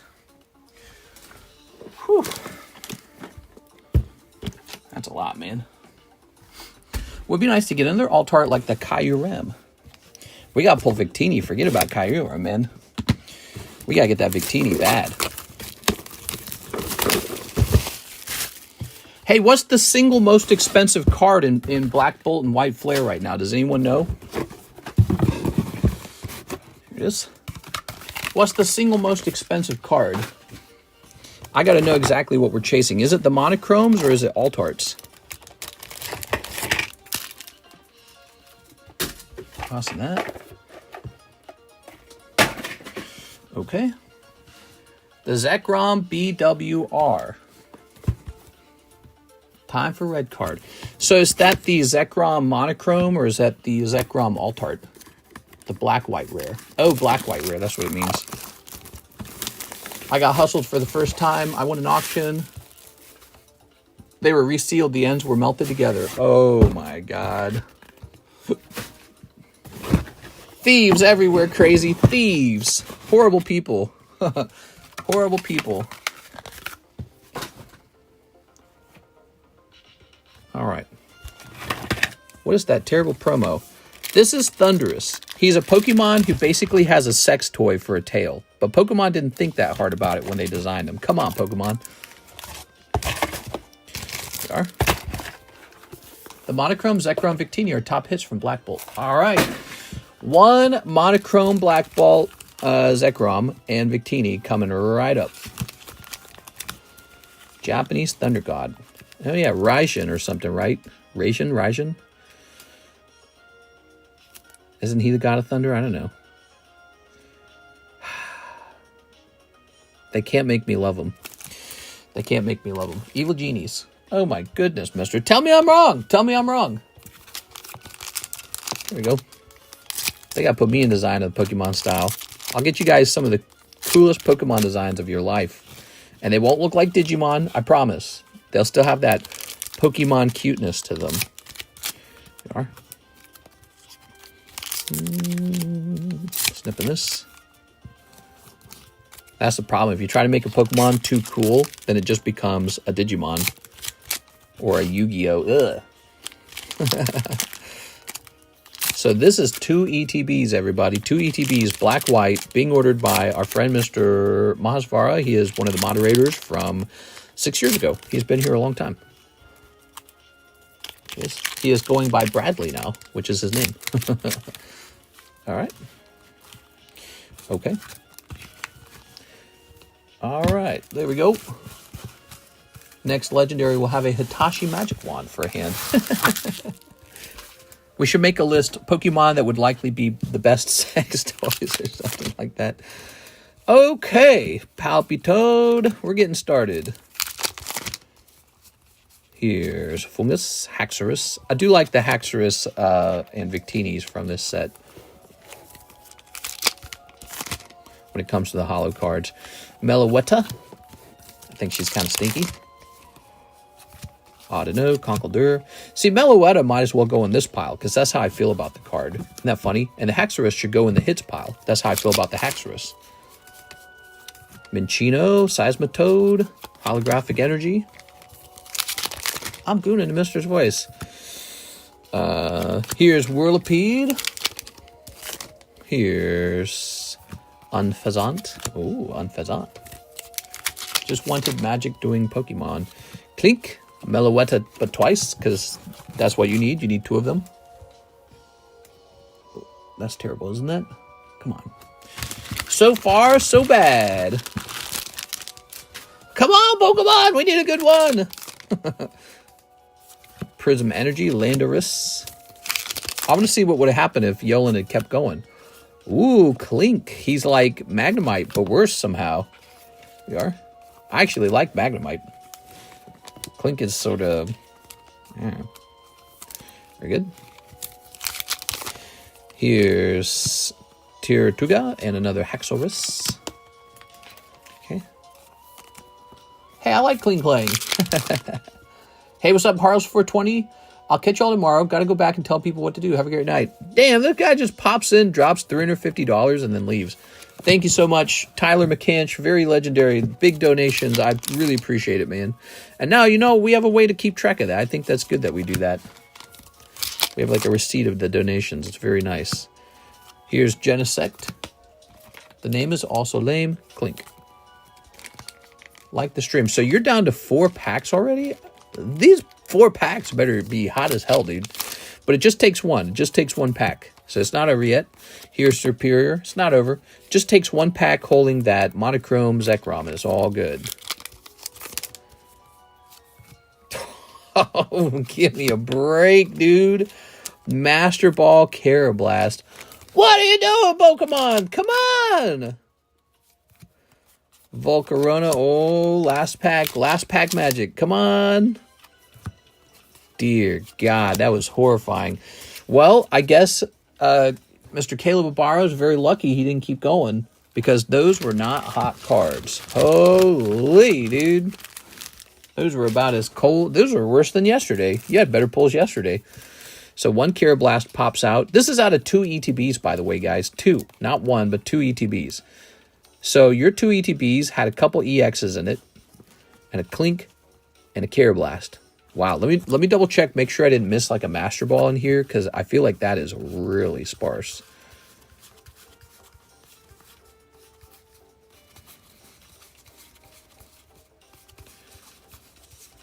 Now that is not a lot. Whirlipede. Minccino is very cute. I like Minccino. Oh my God. Well, the next order is a fresh case now. So the next case is open is my last case. And then I have 3 more cases on the way. Wow. I'm so sorry, Mr. Mosfara. We are. When I see a really tough round like this, it reminds me again why I got into the slab breaks. Because the slab breaks, they don't hand this stuff out. They don't hand out Carablast or Clink or Superior or Genesect or anything like that. But what they do hand out is a guaranteed chance for an already graded PSA 10 slab. So like this right here. So you're getting a direct chance for Jolteon. There's no question if he's in the case or not. He's definitely there. We got this guy's real close. He's 9 out of 14. So that's the closest break to go off. 5 spots left on that one. And by the way, for guys who like waifu cards, we have a fresh waifu break. Just started, but nobody's jumped into it yet. Are we out of the waifu era? I feel like we don't sell quite as many waifu cards lately. Let's go grab your bag. Mr. Mahathapara, I'm sorry about that, man. All right, I'm going to split this into 2 bags, I think. So we're going to have this be your hits and this be your hollows. I'll be ordering 2 more. I kind of suspected as much. Because you can't finish that way. I think I would lose my mind finishing like that. Right. That's like, have you ever gone pee and then you cut the stream short? Unsatisfying. Okay.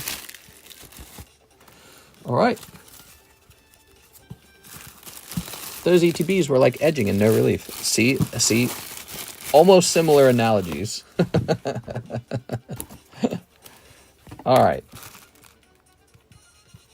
Wow, I can't believe Pokemon cards can be so cold. So obviously one of those ETBs handed out a Master Ball, but the other one didn't hand out anything at all. Not a Master Ball, not even like an SR, just nothing. They're just like, enjoy nothing. Emmanuel Valencia, slab away PSA 6 Carddass Gengar from Discord channel, all June slabs. You're talking about this guy, right? Are you here, Mr. Emmanuel? You talking about this guy? We are. Edging is for quitters, says Crazy. What are you talking about? Those ETBs didn't even take us to dinner. So you said from the All June Slabs channel. Yes, okay, good. So that's the one. All right, perfect. So, and you sent $40. So it's $20 down on the card. Let's jump over here to the Slabboy channel. All right.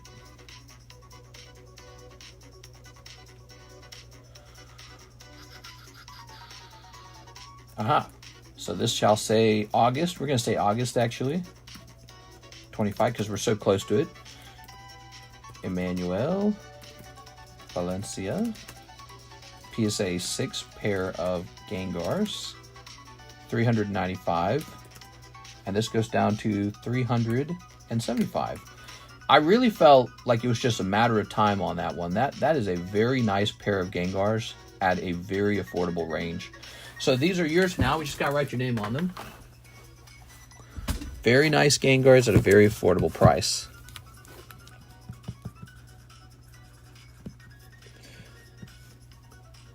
Valencia. Okay. Very good. All right. Has shipping been slow? Still haven't received anything from almost 2 weeks. I don't like to hear that, Mr. Justin. Why don't I check in for you? Okay, I'm going to check in. Yeah, shipping has been slow. People complained about it. It's not my fault. Please blame USPS. I got your stuff out, but USPS, they started shipping it back toward me for some reason, which is no good. That is not the direction they're meant to go. And let's see if we can get the history channel to even pop up here. Sometimes this software is super slow. Loading history. I'm sure it's right on the way.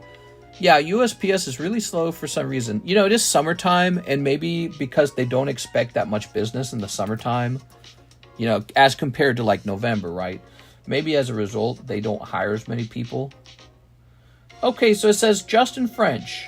You got 3 packages in transit, Mr. Justin. Your first package was sent on 7/12, then 7/16, and 7/21. Wow. So let's check the oldest one. I'm checking for you. It says arrived at Columbia. What is going on? It's just going back and forth. So look, it went from Camdenton to Columbia, then from Columbia to Kansas City. When it hits Kansas City, it's getting closer to you. But then they send it back to Columbia on the 18th. So it goes backwards, back to me. And then it's in Kansas City again on the 21st. And then it goes from Kansas City to Columbia. Oh, wait a second. No, it is close to you. It's close to you. You have a place in your state called Columbia. That's what's going on. Different Columbia. I have a Columbia, Missouri, and you have a Columbia. So it's in your state now, presumably. It must be close. I was about to freak out there. I was like, you can't do that. You can't just send it back and forth 3 times. No, it's close to you. You have a place near you called Columbia. All right, so it's almost there. I promise. Maybe it will show up on Saturday, but if it does not show up on Saturday, I apologize. I bet it does though. All right, so there you go. All right, so next up we have an order. Hatham. Keep the NBA coming. Another 3. All right, 3 more NBAs. Okay. We could offer options like priority mail shipping and 1-day handling too, by the way. If you guys ever need a card for a very important reason, or you're just you consider yourself kind of wealthier, you don't mind spending the extra money, or maybe you're like insanely impatient, we can offer options like priority mail shipping and 1-day handling. So I'd consider that. It is. But that starts to make the shipping kind of expensive. I don't know if that's such a good idea. Well, it's just getting worried because they were coming quick before. So something with USPS, man. They're weird. You're not the only one who's mentioned it. A couple people have mentioned it. All right, what do we got? Remember, this is a 100% fresh case, and this is the second box from the case. We're on box number 2. Okay, so you've got Donovan Mitchell, Damian Lillard, and Jalen Wilson in box number 1. I don't really know how expensive any of these are, but I'm checking the backs. None of them are numbered. Insanely impatient me. You don't want to be impatient in the card hobby. Patience is your ally. When you're patient, you save money. It is dime time. Did you guys know if you're impatient here on this channel, there is a way to cut the line. You can cut the line for pretty much just $5. You can go to the top of the queue. Now that's only available on limited products. So for example, if everyone's buying the same product and the pull order matters a lot, we cannot let you jump the line for that. Great example would be like Live Customs, probably Poke Shuffles. So, here's a Rainbow Hollow, but it's not numbered. So you can't cut the line for a number of products, But like, nobody's buying Destined Rivals right now. Let's say you wanted to cut the line and open Destined Rivals right now, a whole box of it. You could spend $5 and jump the line. We are. It's like a fast pass or some stupid thing like that. This is considered a premium set. Yes, sir, I've realized that the hard way. I've learned a lot from this channel, truly. Oh, that's good, man. That's good to hear. Yeah, time goes by and you learn things about yourself and you learn things about the world. And that's just in general true. It doesn't have to be about Pokemon. Yeah. So, for example, I learned you can do your own yard work for very cheap. NBA greats, Allen Iverson. Ooh, Allen. Silver Prism deserves a sleeve, says Aovic. Silver Prism. I don't quite know what that means. Silver, huh? All right. Okay, so let me grab one more of these. And I'm going to pop it back into this holder. Thank you, Mr. Hathim. Hathim likes to open sports cards every now and then. Was it in this packet? Is that what you're referring to? The rainbow one is silver. Ooh. So that's just called a silver even though it's rainbow? Wouldn't it make more sense to call it rainbow? Here's NBA greats. Mark Williams. Ooh. Nice. Brandon Miller, rookie. Donovan Mitchell, and Jalen Wilson. Mister, you cannot say anything that... You cannot saying that yard work can't be expensive, but also think you get overpriced because of the area you live in. You never know. Yeah, you never know. They do a pretty good job, these guys who do our yard work. It's like a team comes over and they work super fast. I love it when they come and mow our yard. It makes the yard look so nice. I'm not gonna lie, man. I really like the actual house we have out here. It's a very nice house. The yard is immaculate. It's very beautiful. Oh, it's a very, very beautiful place. All right, so let me check the timing on these. See who's next. Let me hit refresh on this. Okay, so it is Mr. Ahmad Arabi. He says 1 box of PRB1. I have to go grab that. We actually need more PRB1. Let's go ahead and rotate slabs for you guys. For y'all. Queen of Hearts, Lunala. Before we do that, I'm going to cut this Jigglypuff down to 40 bucks. Here's your chance to buy the Jigglypuff. If you don't buy it right now, I'm popping it into the Poke Shuffle. I'm also popping this Lunala down to $100. You can buy this, or I'm going to put it in the live customs, okay? So those are much cheaper now because they're getting ready to be put as random pulls. All right, now let me go get those PRB1s. I might as well just brought the whole box of PRB1s in here.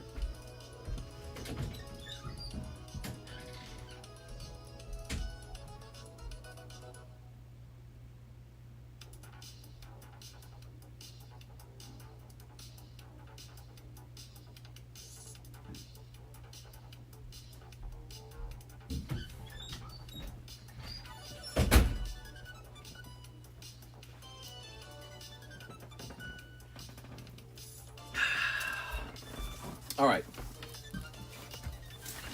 So we have 2 boxes left, and then we're sold out.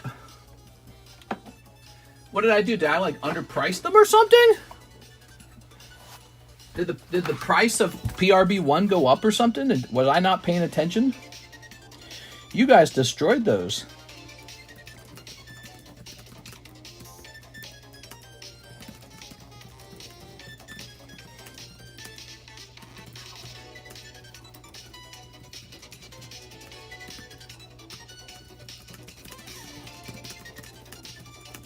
All right.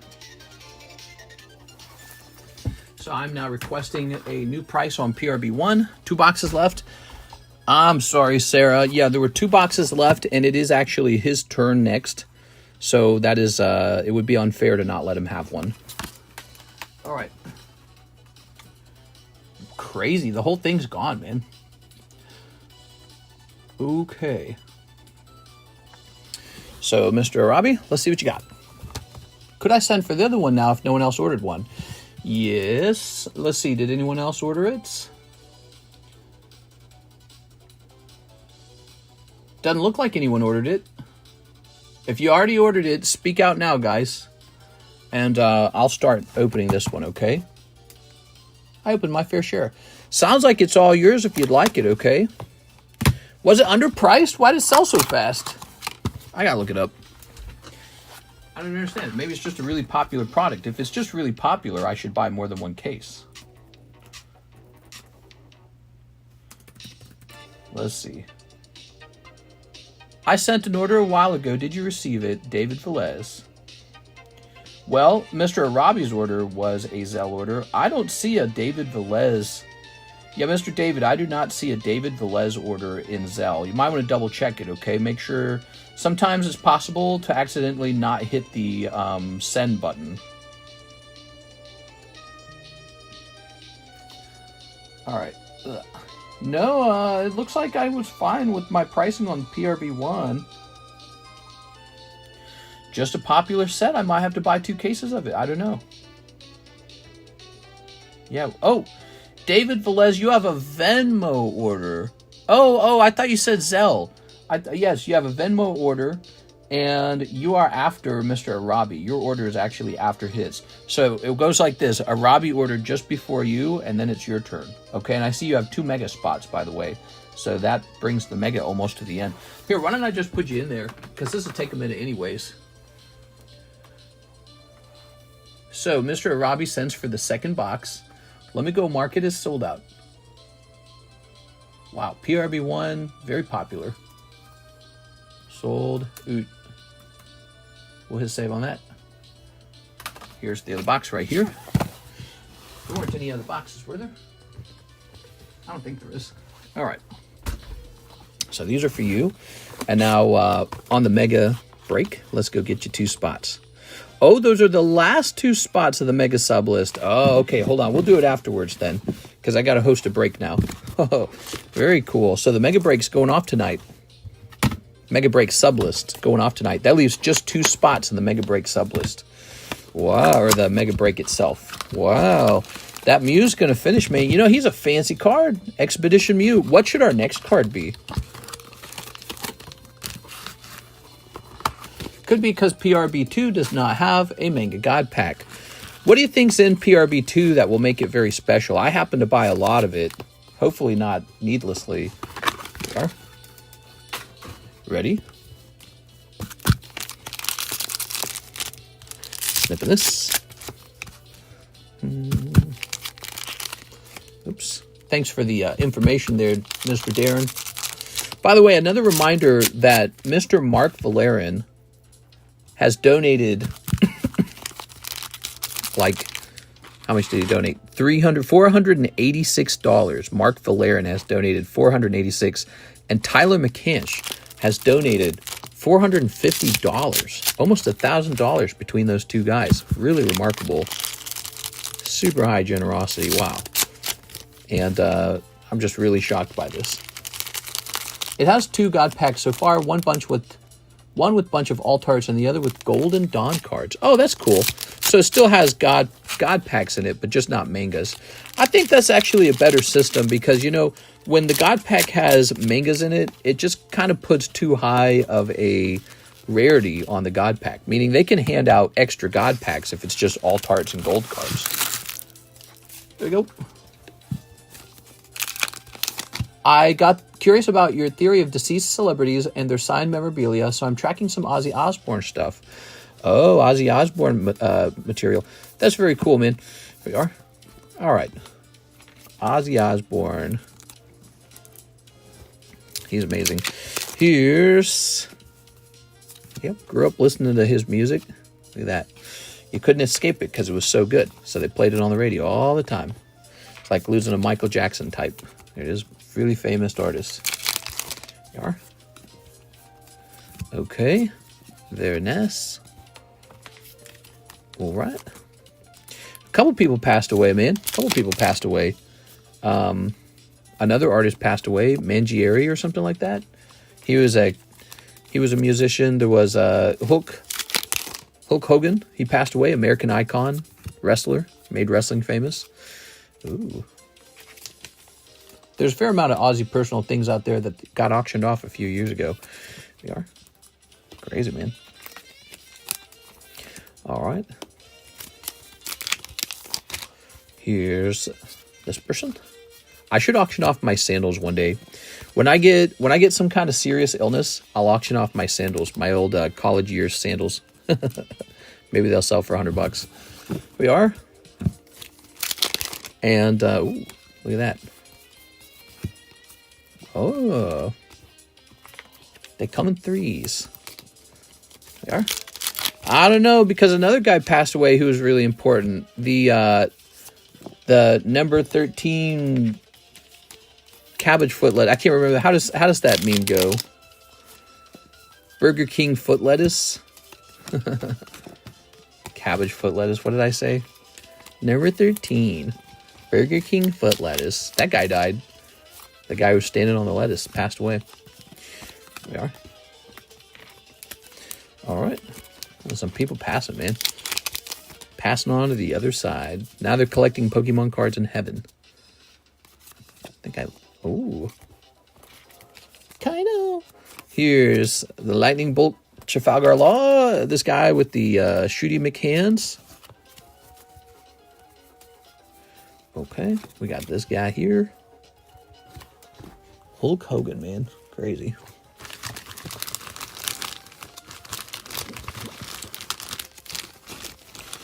Tossing this up here. Very good. What do we got next? Here's... Haha, this guy with the bazooka. I just want to see a God Pack in PRB English 1. The guy standing on the foot lettuce, or the meme guy talking about it. So it was the actual guy who was standing on the foot lettuce. He passed away. It is. Number 14. Burger King foot lettuce. There we are. Okay. Luffy. Who invented the light bulb? That's a great question. Why do you ask, Mr. Ding? Here's Ace. I think there's some debate over that these days. All right. Okay. Ooh. Putting that there. Here's the Hot Man. And, aha. This cool guy. Didn't you see that Trump mistakenly said that the United States invented the light bulb? I did not see that. There we are. All right. Very nice. I do not care that much about light bulbs. Wait, is this the second Dawn card? I've heard some arguments over the who invented the light bulb kind of thing. But when you think about it, it really is just a light bulb, right? It's like asking who invented fire. And it's like, well, all right. All right, there we go. It's like when people get really, really excited over the pyramids. It's impossible to make pyramids. You mean those big triangular things? There's literally large buildings, just one cone of rocks and the next one and the next one. It's like, what? All right, here's this. It's a good invention, but it's like, it's not that sophisticated, is it? Here we go. All I know is that you invented absolutely insane collections. That's ridiculous. Everyone knows we invented cold hard cash. Yeah. America invented the number 14 Burger King foot lettuce. Very nice. Oops. America made some nice inventions, but you got to remember, America, there is no such thing as like an American. You could say like Native American. But really, when we say America invented things, a lot of the times you're talking about people who immigrated from other places invented things. The real question is, why is it that almost all of the biggest inventions in the world came from just a small little circle of areas in Europe? Just a little place. Almost all the inventions. Here we are. Almost all the biggest inventions came from just that little area. And if you trace it, people who invented things in America almost always immigrated from those places as well. So that's the real question. Ta-da! All right. They must be smart or something. You can't say that! All right, here's Mr. Arabi, and we're going to go ahead and put this in your bag. Oh, there were 2 of these packs left. I'm giving them to you, Mr. Arabi. Ta-da! It's actually wild, though. Some of the complications in the USA have invented insanely powerful drugs. Like, take, for example, obesity medication. We got so fat, we need drugs to get skinny. Sure. Well, it's food used to be really rare, and humans evolved with that problem for probably millions of years, and now food is everywhere, and the big problem is there's too much food. So yeah, that's the new thing. So now we have to evolve to live in an environment with lots and lots of food. That's not going to happen in 1 or 2 generations. So maybe over the course of like 10,000 years, or if we do like genetically mutated babies or something, which I think we should. I love that kind of stuff, by the way. I love that stuff. I love it when we talk about like engineering humans themselves. I swear to God, that is so the future. We got to get into that. We got to be the first ones to do it and do it good. We are. People always talk about that kind of stuff with tons and tons of fear because they're worried about eugenics. They're worried about abusing it. Look, if we don't do it, China's going to do it, and all our competitors are going to do it, and we're going to fall behind. It's as simple as that. If you could control like parts of your DNA, like whether or not you get cancer at a young age, whether or not you have diseases easily, if you can control those things and get rid of them, holy cow, is that a leap forward in lifespan and quality of life for humans. But then also, if you can do things like even make sure that your kid comes out smart or something, that's probably going to be considered, because ultimately it's not just about living a long time. It's about having increasingly intelligent children. Which parent wants to be the one that has the child that's not as smart as the rest of the other children, right? So it will be a competition to have the best things, and intelligence will be the number one thing. Maybe having a big peepee will be the second thing. I don't know. So I don't know exactly what will go onto the checklist of things that humans want. Beauty, height, strong muscles, big peepee. Big brain will be number one, though. So, when it comes to that kind of stuff, very fascinating. If you do not do it, China will definitely do it. And then we will fall behind for sure. All right, so these two are for sale. Genetically modified humans is the future. Here's David Velez with 2 mega spots. It is the future. It is the final frontier for mankind to edit his own genes. So now you can get rid of a lot of diseases, and your child can come out healthier and smarter because you made it come out smarter. I like the whole like designer baby idea where it's like maybe 3 people's genetics, which is really weird. But it's like, it's not that weird, right? Like, in order for you to have a child, you always have to share genes with someone. So sharing genes with 2 people, that's not that crazy, is it? You're in there somewhere. So is your child. It is. Your wife. It is. Maybe it's weird if it comes from another guy, though. What if the extra genetic material comes from a second male? That's like a pride thing, I guess. So mega sublist. What if it came from a second woman? But, women are made for men, and men are made for women. So, people get really wrapped up in those ideas. But for me, I forget about it. It's just about the engineering. So look at this. Ooh, it's very fascinating to me. The mega sublist. Let's pull this out. For a stronger society, wouldn't you want everyone to be better, not just the people with money? Well, I don't really care about all that. That's like the social side of it. I'm just saying we got to start socially. We got to start engineering human genetics right away. Where that's something humans should have already been doing for like the last 30 years. We should have been tampering with our own DNA the entire time. If we don't tamper with our DNA, it's because we're being held back by probably like ethical and moral fears. But fear should not be stopping us from evolving faster. Evolution is what made us humans. We're smarter than the other animals because we evolved that way. And it gives us the top of the food chain, air conditioning, medicine. It gives us everything. It was our fully functional, prefrontal cortex, whatever all that crap is. So we evolved to have bigger brains. Well, we should have bigger brains sooner. Why wait? Why wait for the other country to do it? We should be the ones doing it. So, but there'll be somebody crying about it. They'll be like, no, 3, 4, 5, 6, 7, 8, 9, 10. Somebody won't want it. They'll be scared of it. He's a mad scientist. The shows always have mad scientists, but everything that's good in your life came straight from science. Airplanes, your financial systems, groceries. It's a lot of technology goes into groceries. Your cell phone, just a huge chunk of technology. That's all it is. Social media, it's all technology. 1, 2, 3, 4, 5, 6, 7, 8, 9, 10, 11. All right, one of these got to go back. Yeah, I love technology. I love science. That's why I went to school for computer science. I love that stuff.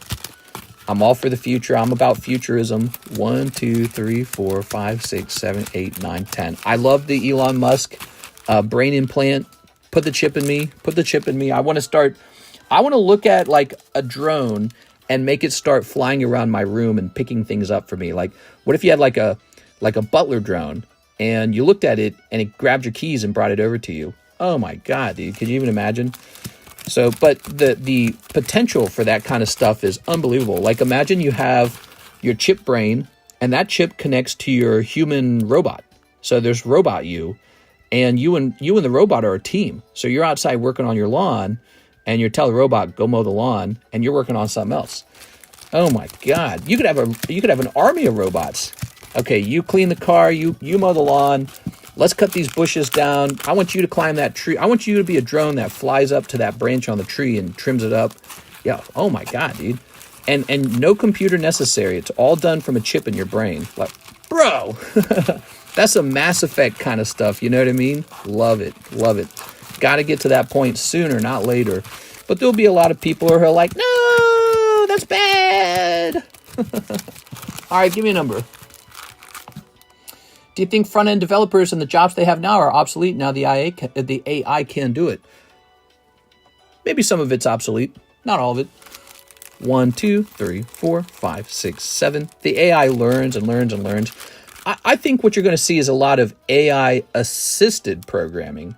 So what you could probably say is you don't need as many of them, because one guy can get the work of 2 people done because he's using his own human experiences and taste to do the coding, but also he has another coder friend. It's the AI helping him code. So coders will become more efficient with the help of AI, but AI can't necessarily replace humans yet. Like, I think you still need a human touch. Like, it's like card grading.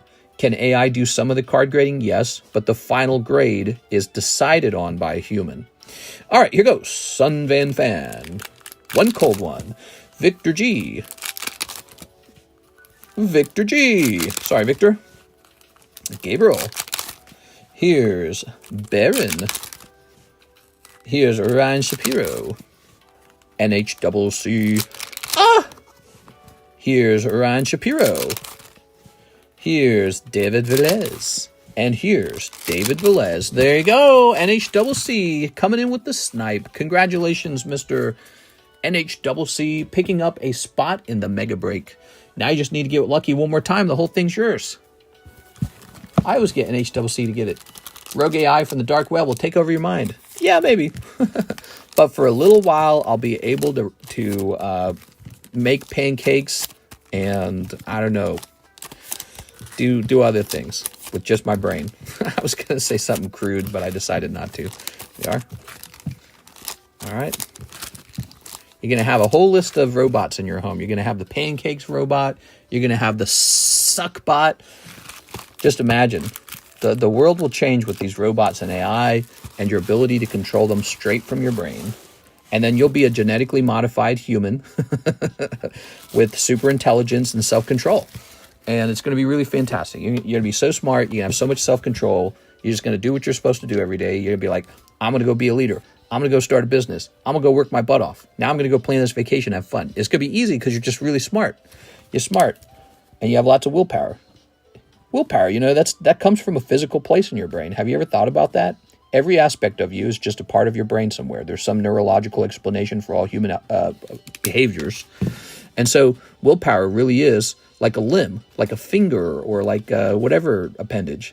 So some people might have been born with the nice big fat willpower part of their brain, and those guys go off to be the CEOs, right? Because they can get everything done and they do everything the right way, the way it's supposed to be done.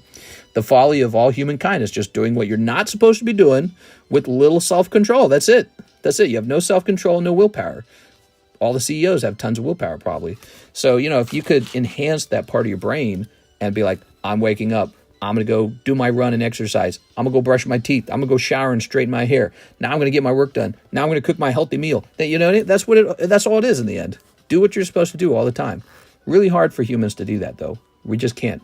We struggle with that enormously. So imagine a little electrode gets dropped into your brain and all of a sudden you just have tons of willpower or something. Or imagine you're a genetically modified human with lots of intelligence and lots of willpower. It'll transform the whole world. The whole world will look different. Okay, so, but I don't know, maybe it'll be a bad thing in some way. That's to find out. I'm ready to find it out later. Let the experimentation begin. Let the technology take its course.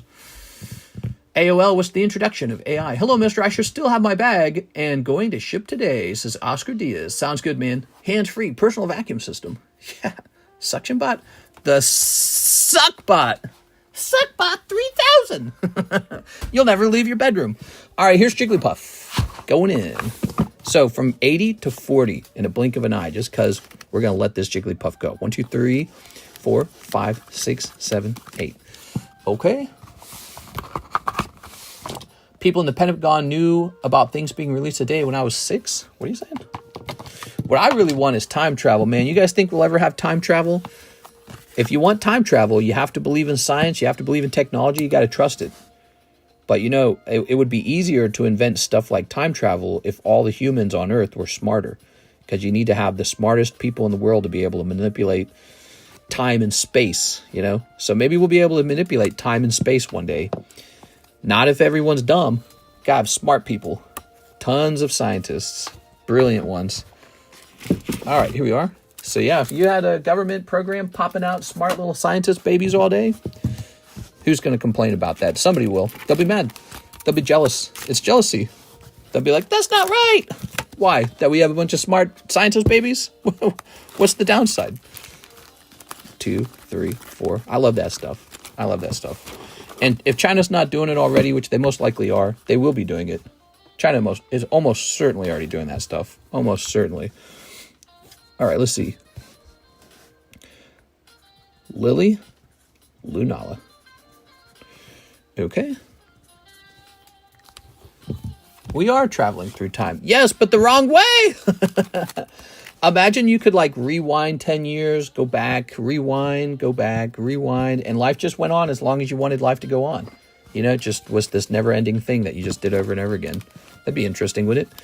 But that doesn't really make sense, I guess. But yeah, you got to have an imagination to invent things, and if time and space are a thing, well then there must be some way to manipulate it. Unless you believe in magic. If it's magic, if it's all like space magic and not real, like if it's all like in a fairy tale book, it's all ghosts and spirits, maybe there's just pre-written rules that you can't control because God controls it, right? If that's not true, if it's just physics, then we should be able to time travel. And so you have to have that kind of brain that believes that stuff. We are. We could run it. We could stumble into problems like a lack of energy, lack of power. You have to look at this guy. He likes power. He's reaching for the stars. Or maybe Padme's throat. I don't know. Here's Electabuzz. Stephen Hawking has some good stuff on the subject. Here's Checklist. Yeah, stuff like manipulating time and space is well beyond the scope of humanity. But you have to dream. You have to dream that we start to figure some of that stuff out, you know.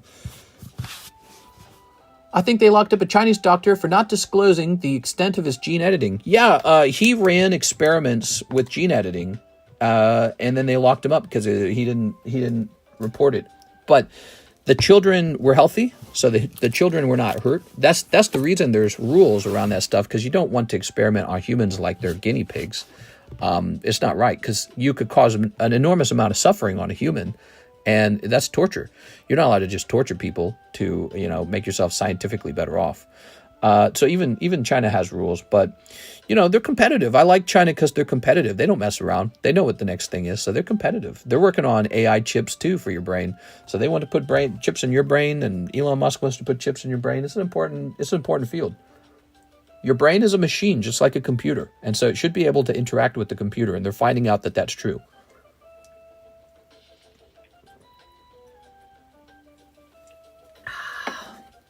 All right. Excuse me. We can go back and tell ourselves to buy all the Pokemon cards. Yeah, or Bitcoin, or buying stocks in Amazon when it first came out and nobody believed in it. You know, it was just another .com bubble thing. So we got 7 Dusenberry, 2 boxes of OP Japanese 9. I'm running low on that. The robots are going to take over. I hope they do. I hope the robots take over and you and I kick back and enjoy our Pokemon card collections. And that's it for us. We don't have to work anymore. We can do things like make art all day, but that won't happen if we don't keep advancing as a people.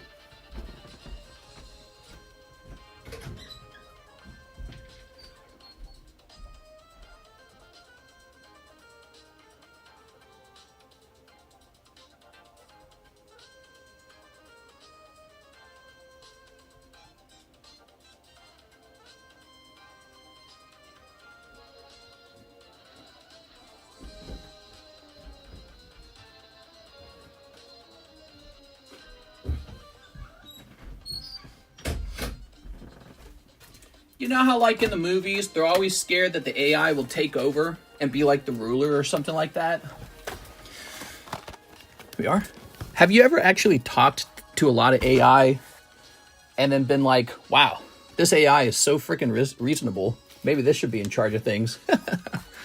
You know, like a computer in charge of things rather than a human. All right. Like a pair of dice. A pair of dice is random. It has no feelings. It has no emotions. And let's say you needed to resolve some perfect conflict between two people. One guy wants his lawn to be blue. The other guy says it shouldn't be blue. And then you go, let's let the machine decide. It's blue. And then you just put this away. I like that about the computer. The machine doesn't have a stake. It doesn't have emotions. It's just, you know, like this deliberator of things in a sort of way. All right, there we go. Rise of the machines, no more rise of the will. Or the we? All right, ready? So there's something very cold about mathematics and robots that I prefer in some cases. Because humans are always, we're very biological. We're very messy. You know, we've got that genetic trait that we evolved from that said, be greedy, survive. Here we are. Don't die. Do whatever it takes to live and secure the resource. There we go. Stamp your pee-pee on this thing. You know, so humans have that about them, and it's the sort of barbaric part of us, isn't it? Because almost all barbarism springs from that. A lot of good things spring from it too, presumably, but the barbarism as well. And civilization, very much of civilization is just about trying to control the barbarism, trying to stop the part of you that's an animal from getting out. That's what religions do. That's why we have religions. We are. Religions tell you to be good. They're like, don't do the thing that you want to do. Like, why do you have to tell people not to steal? Because you are filled with the urge to steal. Why do you got to tell people not to cheat, not to covet thy neighbor's wife? Because you're just filled with that urge to have your neighbor's wife, steal all his crap. Yeah, that's the animal in you. And humans have to rise above that somehow. And the fact that we have to rise above it says a lot about our true nature. That we were, long time ago, just monkeys going, ooh, ee, fighting each other over the biggest shiny rock. Ho-ho! You got the monkey! He said, hey, girl. Too bad the machine is made by a person, so it'll probably be made to be biased. Yeah, that's fair. Yeah, I think that's fair. But, you know, as AI improves and absorbs every piece of information it can off of the internet, maybe it becomes a bit more ambivalent, you know? Like maybe if you get enough humans putting input into one machine, that machine no longer is an individual person's feelings, but this ability to sort of parse through all feelings and try to weigh them against each other, try to reason them. We are. Okay. Very nice. Here's. Haha. Haha. Yeah, I'm ready for the future, man. I'm ready for it. We need the future right now. We need to solve cancer. We need to solve heart disease. We need to solve 46,000 people dying every year on the road. We need to solve school shooting. We need to solve so much. We got to solve the issue of limited amounts of power. We got to solve war. No more wars needed. War's obsolete. You got Putin in freaking Europe, Eastern Europe, doing war over what, a chunk of land, I guess. He should be fighting over AI. That's the fight. The fight is to have good AI. A chunk of land. It's so I don't know, it's so barbaric, it's so outdated. He misses the Soviet Union. He's sad that Russia fell apart. And I don't blame him. I mean, I get it. He's looking at it going, it should be part of Russia. It is Russia. The people here speak Russian. But it's like he put all his focus and money and energy and killed a bunch of young men trying to get that to happen. And I think he would have been better off just trying to make Russia better friends with Ukraine. Ukraine, we're like 90% the same. Let's be close. You know, he should have been dating Ukraine, not trying to capture it from all of Western Europe, which has not gone well in my opinion. All right. We could have saved Hulk Hogan. Perhaps. Is Mark Hawaiian rifleman? Yes, he is. Thailand and Cambodia are fighting over a small swath of land. Yeah, I heard that China and the U.S. could be swept up in that too. It's always some resource. It really is. It's always a resource. People want limited resources, and the closer we get to infinite resources, the less war there will be, because people will not care. But that's really not possible when it comes to land. So land is kind of like the last place, you know. Like they're not. They say this. They're not printing more. They're not issuing more beachfront property. There it is. So controlling all the good beachfront property is probably a pursuit of families of generational wealth. They'll probably be interested in that stuff for a long time. We are. These are all things the people in power have no interest in solving. We are. No, that's not true. That's like saying doctors don't care about curing cancer because it's a conflict of interest with their income. That's not true. I think there could be a doctor or two who might not be interested. Maybe he just wants to keep curing cancer the way it is. But there's people who are full of idealism. Idealism is a human trait. Lots of humans have idealism. You guys, some of you guys listening right now to this conversation, you guys have idealism. You wish the world to be a better place. Not to enrich yourself, but just because it should be that way. We are. That's how we got to where we're at now. Let's snip this. All right. Okay. All right. Very nice. Good. All right. So, Miss Sarah, box number 2. I'm ready, Sarah. Let's get it. One manga rare coming right up. We've got this guy going crazy. He's got really crazy eyes. This guy, rich and greedy will always win. Yeah, you could also call it ambitious. But yeah, greediness is when the ambition goes too far, perhaps. And I think higher intelligence ends the greed. I think it does. Because the smarter you are, the smarter you begin to think about like this sort of cosmic reality that ties us all together, right? We're all relatives. You're my stepbro or stepsis. We're all related. We're all the same human gene, you know, springing from some fantastic super old history, and we just happen to be those versions of the gene that have survived. And so, you know, I feel like the smarter you get and the more you step back and take a look at the broader picture instead of focusing in on the immediate, you know, rewards and dopamine, the greed dissipates to a certain degree. We are. But I don't know if that's true. I think the people who do not have billions of dollars often project a lot of personalities onto the people who probably do have billions of dollars. Like the assumption is that they're purely evil people and that they don't have their own thoughts or morals. Like all rich people are evil. That might not be true, you know. Let's see. Some of the times it's probably true, but probably not always. Cold hard cash. We like selling weapons. Yeah? Yes, we do. America likes to sell weapons. That is one of our exports, one of our better exports. Because America does not export a lot of things. Countries do not want to buy our stuff generally, but they do want to buy our weapons. All right, only a few packs left. There's a little bit of time left for her to grab a manga, because I don't think we've pulled the full art out of this box, have we? Goes, oh, is this it? That's the full art. That's a cool one. I like that Luffy. He's looking pretty angry, like someone he loved just died. Mister, did you write in NHWC for the Mega Expedition Mew Break? Oh, I better write him in. I didn't do that. All right, so he pulled it, but we got to write a little card for him. We would have noticed that. Yeah, I forgot to update the number on the Mew as well. I think I was eager to get to this big opening. All right, there goes Sarah. Woo! Nothing but net. Sarah, honestly, these mangas are so impossible to grab. Here we are. Wild stuff. And by the way, this is not abnormal. I've watched people go through like 4, 5, 6, 7 cases of product to get one manga. Cases. I'm not talking about boxes. I'm talking about cases. That's why we started doing the manga breaks, because the manga breaks will give you a guaranteed shot. This. Show that off for everyone now who likes One Piece. Now let's go grab your bag. It's maybe a bit more dry than opening up these packs. I think opening these packs is a lot more fun, but it's a real shot.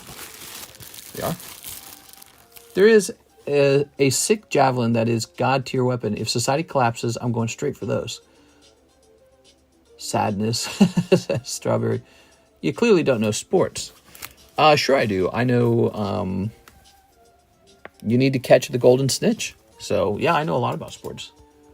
And if you're rich, you have the faster brooms, which gives you just like an automatic advantage. By the way, guys, did you know this booster pack is for sale? This Ancient Origins booster pack right here, $160. You can open it immediately tonight. So that guy right there. Okay, so let's head right over to the Mew, which is the Mega Break. Where's the Mega Break? It'll be fun when the Mega Break ends. The Mega Break is jumping up to 5. Oh, wow. It's taken a while, but it is quite far along. There's only 2 spots left in the Mega Break. How to Train Your Dragon is actually good, by the way. What? He's lying. Get him, officer. Let's grab this. We're going to say Mega Booster.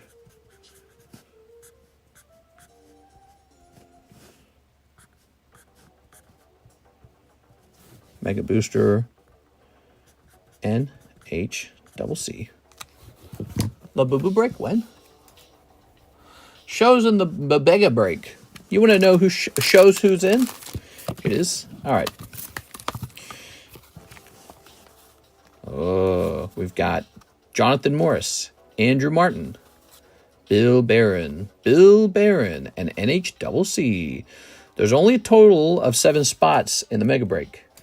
This Mega Break, by the way, guys, is quite close. There's only 20 spots left of the Mega Break. 2 rounds of the sub list. So see this? A sub list round is 10 spots, $40 per spot. And so if there's only 2 spots left over here, that means there's 20 spots left to the Mega Sub List. It's quite close.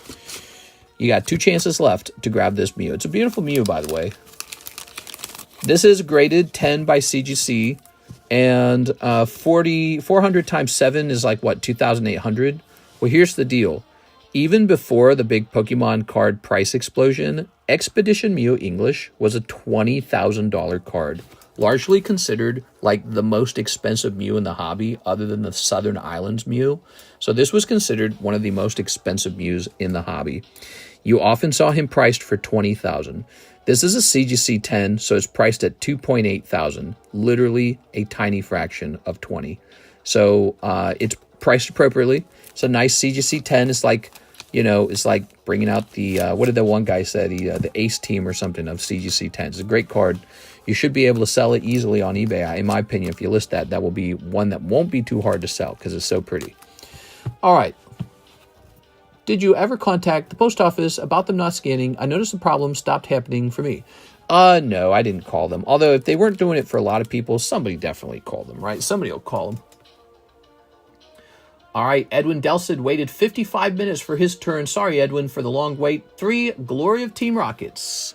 All right, you got it. That's the Japanese version. Let's go looking for that real fast. Japanese Glory of Team Rocket. I ought to try and do a restock on Japanese Glory of Team Rocket, see if it got cheaper over time. Because our price is based off of the prices we ordered it at when it was releasing, and it was a really, really popular set when it released. I would love to open these for a cheaper price for you guys. Right now, the popular Destined Rivals product, or Glory of Team Rocket, product is the Korean version for $1.70 per pack. Ooh, Wobbuffet. Nice. All right. Love that bystander effect mentality. What? Oh. Well, I don't know. It's the post office, right? So if they're not doing it for me, they're not picking me out because I'm a card shop. They're just not doing their jobs. So I said, you know, maybe the problem will go away after like a month or so. If it continued on, I definitely would have called them. That's a lot of Wobbuffet. I hate Wobbuffet. Wobbuffet sucks, dude. Why did they make Wobbuffet a Team Rocket Pokemon anyways? I don't get it. How's this Team Rocket at all?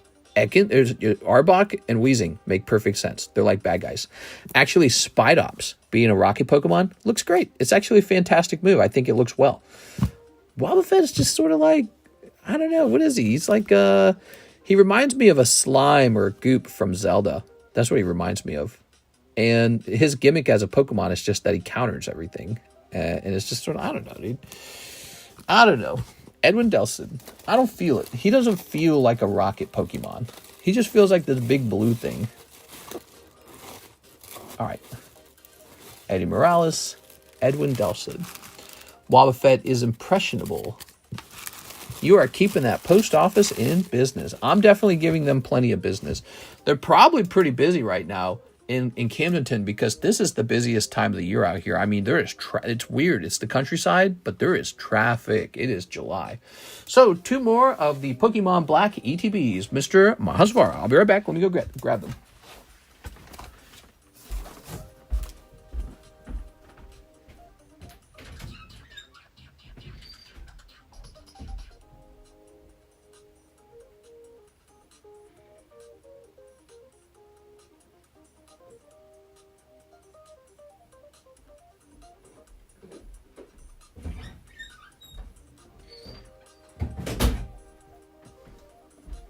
All right, here we are.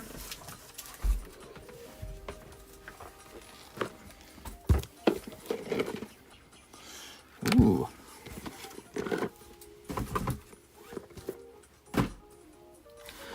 Okay, so set this here for the moment. Set this up here. All right, what we got?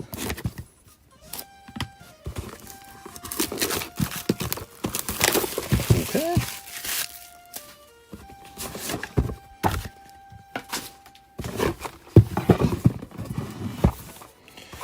Aha. Grab this.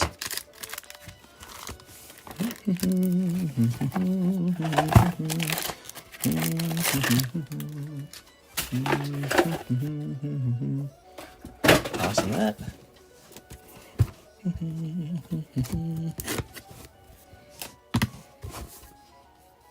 I'm watching a marathon tomorrow. Wish me luck. You know, the gym deck sleeves from this set kind of remind me something. I was cleaning up downstairs when I got back into the card grading, the TCCG grading, and I ran into something. I ran into boxes full of not gym deck. Is it called gym deck? What are they called? What are these sleeves called? They're just called deck sleeves. So I ran into these big boxes of deck sleeves, and it was Shining Legends with the Ho-Oh on it. I wonder if those are worth something now. They used to be worth like $4 a pack back in the day, and I think I was too lazy to sell them because they weren't worth that much. I was like, $4, I don't got time for that. They're probably pretty old now, though. Let's see, I'm kind of curious. Whoa, it's already 4? What the hell? We started on time, too, tonight. Crazy. Strong week for July. Okay, so let's just see real fast if eBay will load. What the hell? Okay, that was taking a while. Shining Legends deck sleeves. The deck sleeves sell for, well, nope, not that much. Well, they sell for more than they used to, that's for sure. Yeah, they sell for like $8, $12 now. That's interesting. Yep, Aovic found it. But it's so interesting. I have a whole box of those, and I didn't mean to like hold them like as if they were some sort of investment. They were just sort of like this trash that I refused to throw away. And now that trash has actually gone up in value over time. How strange is that, guys? Shining Legends from a long time ago. Shining Legends deck sleeves. Okay. They're not really a good hold. They didn't perform as well as the Pokemon cards did. But they didn't stay stagnant at $4 either. So it's kind of impressive. There we go. It'll happen with the Destined Rivals deck sleeves. I don't know about all that. I haven't seen them, but yeah, that's an interesting thought. You know, deck sleeves, they're not a permanent thing. They actually wear out, I noted. So having like specialty deck sleeves is kind of cool. There we go. But then again, I don't think you're required to use official Pokemon deck sleeves, are you? I don't know that. Definitely can tell the hobby is booming this year. You've got way more sales in July than you had before, says Cody. Yeah, maybe. Yeah. Here we are. Actually, I was looking at my PayPal sales. My PayPal sales are actually significantly lower this year. They're down 12%. That's a huge number. But you know why? Because nobody's using PayPal. Everyone's using ZELLE, CASHAPP, and Venmo. I've never had this much of my sales ever be Venmo, CASHAPP, and crypto too, by the way. So I've never had so many of my orders not come through PayPal. Most people are, I would say, like only about 50% of orders are coming through PayPal anymore. It's all these other things now. So people actually prefer to pay with these other methods. Here it is, Dynamo Thunderous. So I'm not really worried about 12% down because I would say that it's definitely just shifted over to these other payment systems. Here's Haxorus. There we go. Here's Whirlipede. Nice. Here's, what do we got here? We've got Rufflet, Pokegear, Beartic. What? I've seen TCG players take pride in their deck sleeves and box them. Really? Look at this Scolipede. That's cool, man.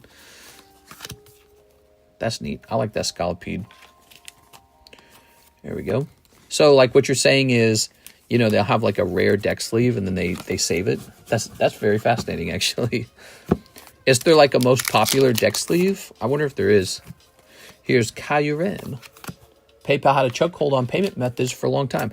Well, like last year, we were sort of like offering Cash App, and eventually we offered Venmo. But like, for example, I can tell how many of my orders are coming through like Venmo because I can see how much money like piles up in there, and it's not a small amount. Like Brett Love, he's a big customer, for example. He's one of the bigger customers, and he uses Venmo. So PayPal never sees any of the purchases that Brett Love's making. He just comes in, spends a huge chunk, disappears for a little while, but he prefers Venmo. And so, yeah, PayPal's not counting any of that. Well, last year we had like Cash App orders, but it wasn't really that much. Cash App and Zelle orders were really a much smaller part of the stream. Not anymore. People, they really like Venmo, Zelle, and Cash App. And ooh, look at that Drillbur. Here's Genesect. So you know, it feels very similar to last year, the sales do. I don't think it's been a real decline. I think it's just been a decline in the usage of PayPal. All right, there we go. I've only ever used Zelle. Okay, so you got one Master Ball so far. Drillbur's cute, so he's a cute one. You got Whirlipede. One Master Ball. We're looking for another hit to come out then. One Master Ball. What else? Oh, no. Here it is. Superior. So your other hit's Superior. So hopefully you get a third thing for some reason. Maybe it's just generous with you. Maybe like a good AR. Seismitoad or something. Oh, here we go. Ponyard. Well, Ponyard, he's all right. I like the centering on this, though. Look at the centering. Not that bad. Here we are. Here's... Oh, another Master Ball. It's going to be Whirlipede this time. All right, so these had a better pull rate than your last round, but definitely also not like top pulls either. I should get a bonus. Okay, let's see.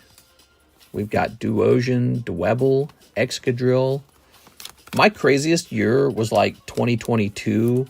It was the year, no, it was like 2021. It was the year that Evolving Skies came out. That was one of my best years for sales. They were shocking. You would be shocked by the amount that we sold. And ever since then, we have just sort of slowly sold a little bit less each year, and or just the same amount. So you haven't seen like the same explosive growth that we had in the year 2021. 2021 was peak Pokemon. I mean, ooh, look at that Drillbur. People were going nuts over the hobby. We were in sort of, this is such a nice card. People were going so nuts for the hobby in that year because they were riding on the coattails of the price explosion of Logan Paul. Logan Paul really changed the price of things, if you didn't know that. I knew it because I had all the cards already. So when he came and did his box break, all my cards like tripled overnight. including my inventory. Well, I wouldn't say that the booster boxes tripled, but a lot of the slabs did. People were just gobbling up the slabs left and right.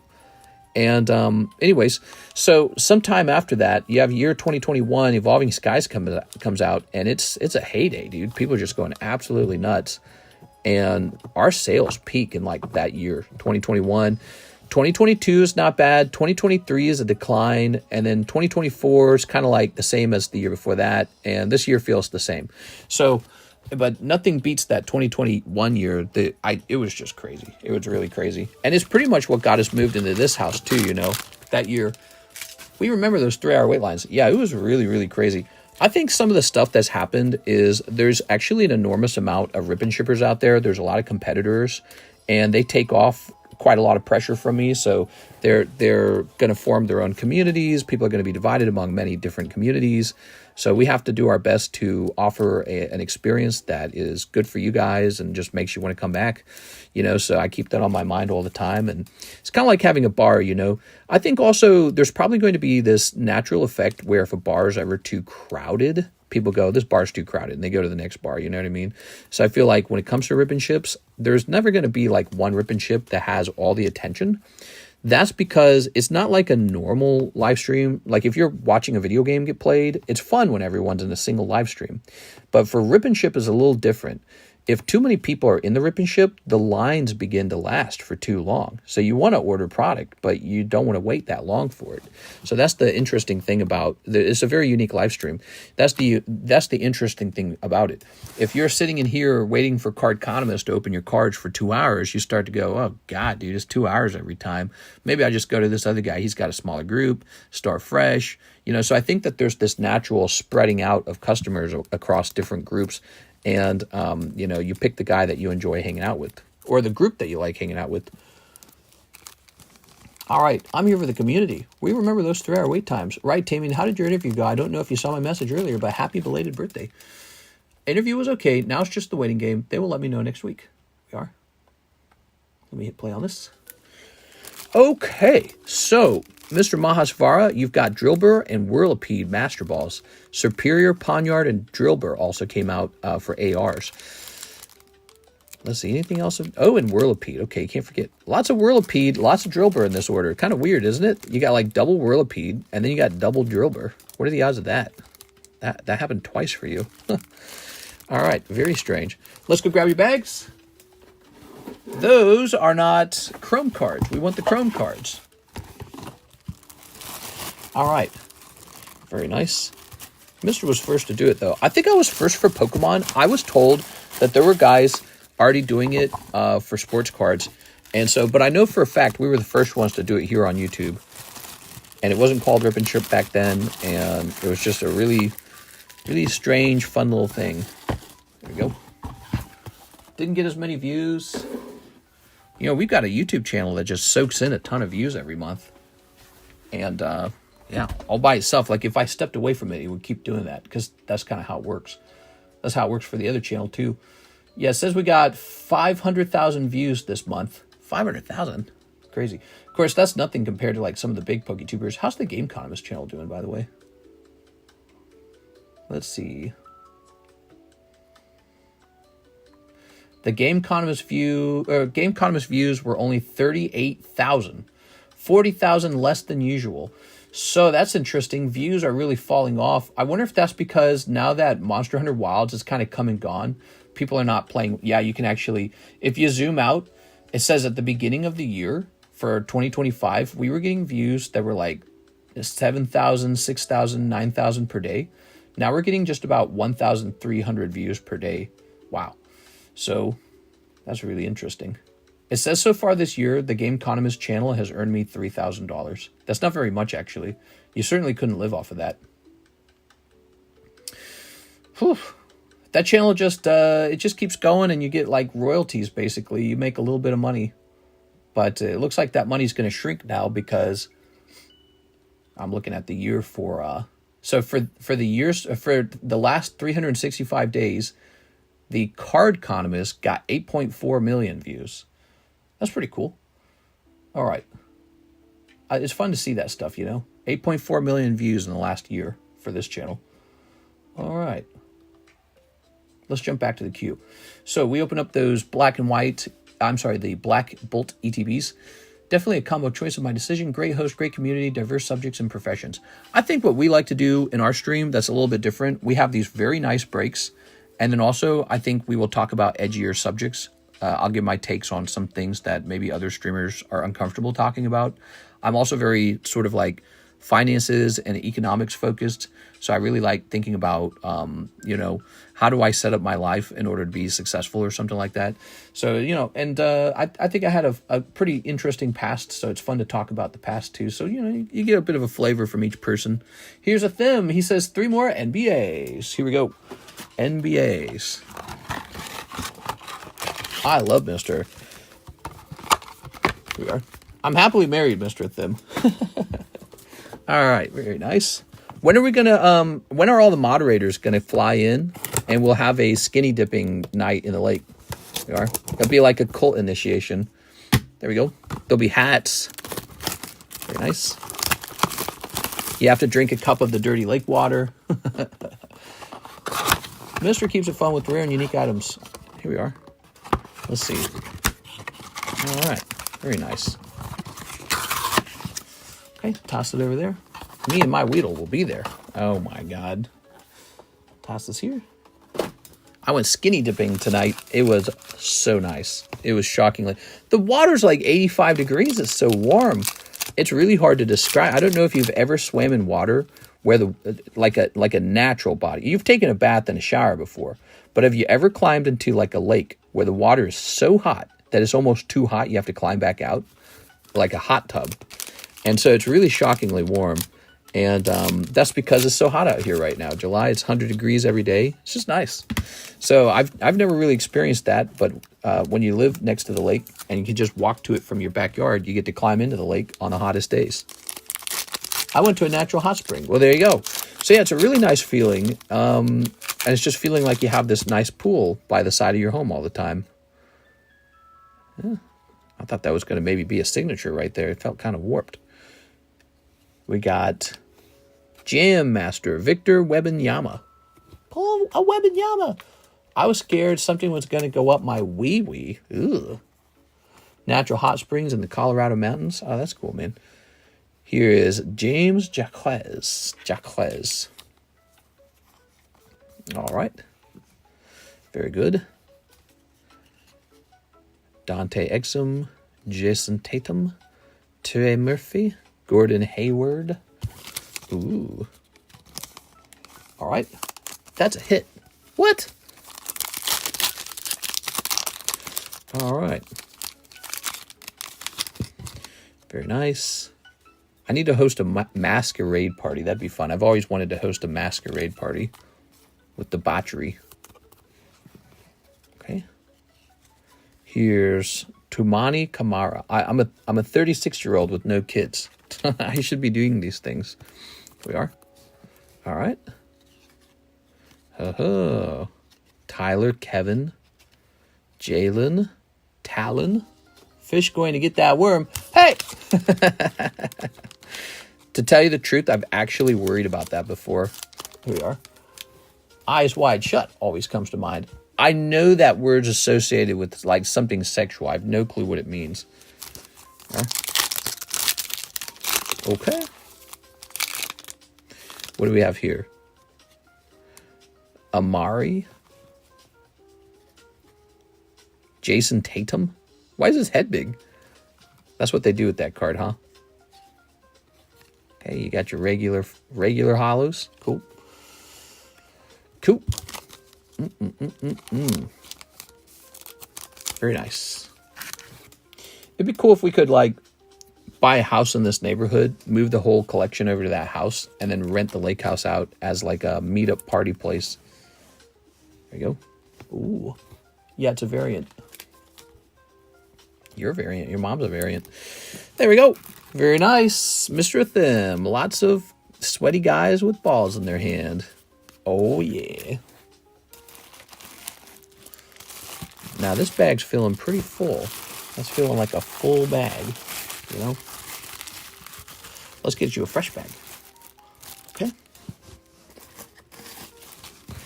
Good.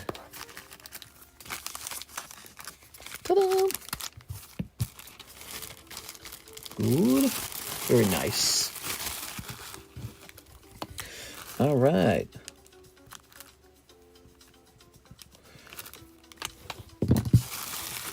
Set this here. Thank you for that. So tonight, the mega sub list went off. That's cool. What else? What other breaks are interesting that you think would go off soon? I feel like we also just had somebody jump in here. This is one of my favorite breaks on the entire table, the Lugia break. 5 out of 28. But we got this Eevee Quest sticker. He'll finish one day. Oh, I know one. This guy, the Pokemon Go ETB break, which has, is that Andrew? So this has 1 of 4 people in it. We just need 4 people for this break. 1 person's already in, so we need 3 more people. In addition, here's another break that could finish soon. The binder break. We need 3 more people in here. The binder break is 3 people away. It's quite close. Cool. Here's an order from Martin Ramirez. With store credits, slab away PSA 8 Radiant Collection Mew in the commission slab, if it's still available. Yes, it is still available. That's a good one. So let's go find, let's go find the Martin Ramirez store credit. Let's start there. Oh yeah, you did that donation yesterday, right? Was that you? That was very nice of you. Okay, here it is. Got it. Okay. And now we have to find the card you're talking about. I know it's buried in here somewhere.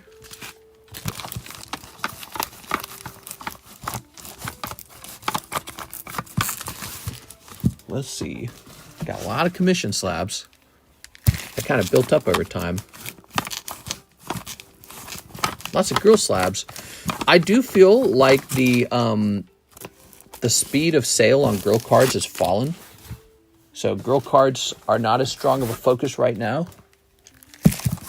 Maybe people are preferring Pokemon because of all the Pokemon success. Okay.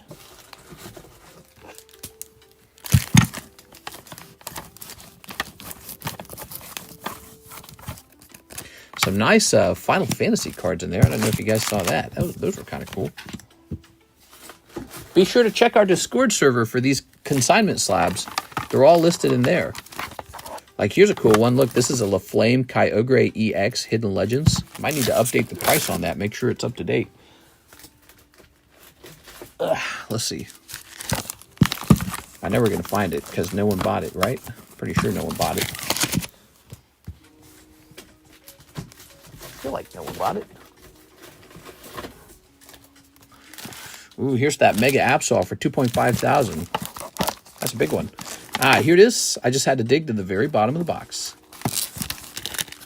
You know, that was priced in June, and we're heading into August. I'm going to take a quick peek at the price and make sure it hasn't, like, tripled or anything, okay? Just to be fair to the guy selling it, because I'm supposed to be on his team a little bit, you know what I'm saying? There you go. I'm sure the price on a PSA 8 hasn't changed much, though. Here's a nice one. Look at that Spectra. Look at that. That is a Spectra Topps Abra. Some of these are quite good, these consignment slabs. Do you guys check that channel? It's a channel in our Discord server that shows a picture of all these slabs for sale. So you can just kind of scroll through, and if you see something you like that's real good, you can put that into slab away, you know. And that's what Mr. Martin has done. He said, ooh, that's a nice card. I'll put that in slab away. This is a nice one. Look at this for Brava for 45 bucks. That's good. It's not bad. That's a good price. Problem is, it's a Brava, but it's about as cheap as it can be, don't you think? Here's a Biggest Diglett first edition Tammy card. All right. I bought like 50 girl slabs from you. They arrived today. Thank you. Nice. Yeah, that's true, actually. No, I shouldn't say that girl cards don't sell. They do, actually. We are. You know, there was a time that was even crazier than now, though, Mr. CC. That's what I'm talking about. There was a time period on this channel where just about all we sold was girl cards. It was just for a while. It's like all we sold. Nikke, Azure Lane, Sneaker Bunko Volume 2. It was heavy. But those had just come out. I guess they've come out for a while now. So, okay, so let's take a quick check on this. PSA 8, Mew, RC 24. Let's take a quick look into this. We're going to go ahead and sort by lowest price. So it's saying 333. I'm going to go ahead and check sold. If it's sold much higher than 195, I'm not going to let it go, okay? Because it's his card, and I got to make sure he doesn't get a bad deal on it. Okay, so here's the deal, Mr. Martin. This card was priced back in June. We're almost in August now, and the price has changed over time. The last sold is 300, 325, 325, 293. So we got to respect that. I can't let him lose that much on it. He would be losing like $100. So I can't have him lose $100. That's not fair to him.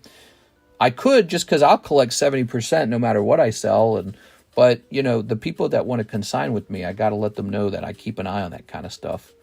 And so in this case, cheapest buy it now on this card is going to look a little different. That's what we go off of, right? Cheapest buy it now. So cheapest buy it now on this card is currently 333. So we could do like 330. Would you be interested in 330? It's still a good deal. I mean, you saw the sold, right? Those are all, that's 330 is not bad. You're right at the last sold price, and there's no taxes too, right? So like if you go buy that one off of eBay, you got to pay more for it, and you got to pay like almost 10% in taxes. That's going to add like another $30 to the card. So if you're still interested in it, I would be happy to set it up for you for slab away. If you're not interested, here are my thoughts about it. Someone's going to buy that for 330 anyways. So this is still a high pick in that box of commission slabs. This is still a top choice, even with the new price, because the price has proven itself. You saw the list of sold. The list said 330, 330, 325, you know, 300. So that was a good sales list. Taking the poly base set. Poly base set. What is he saying? Polyamory? It's going to say 330. The Polyrath? Oh, you're checking that channel out, aren't you? All right, so there we have it. That was Brandonia, period. There'll be another epoch in the future. What? So, okay, Mr. Martin, so there's been a price change because we're basically in the month of August now, and this was priced back in June. All good, I understand. So you're all good. You agree with the price? That's what you mean by all good? I think he is agreeing, because he would have said, please cancel. All right, so let's set it up. I still think it's a fantastic pick, and I think there's plenty of room for it to grow in price too. All right, let's see. Let's set you up, man. Where's the Consignment Slab channel in Discord? Oh, you know, it doesn't have its own name, does it? It doesn't have its own name. You know, in the future, I'll call it the Consignment channel. That's what I'll do. In the future, I'll call it the Consignment channel. We'll have our own Consignment channel. Yeah, it's just in there, isn't it? It's all back in June. All right, so slab away. Martin Ramirez. Let's see. Right here, we're gonna say August. It starts in August. Martin Ramirez. Oh, he says I'll think on it. Oh, I was setting it up for you. Okay, sorry about that. No problem, man. All right. I'll leave this card up on the table now that it's freshly priced. We'll set this here. You feel free to spend that money however you want. You can open up black and white ETB. You can get another break. You can use it for, you know, live custom sniping, anything you. Although if you use it for live custom sniping, use penny messages. Okay, so you can do anything you want with it. I'm gonna write 8.25 on this to show the date on it. And pop this up here.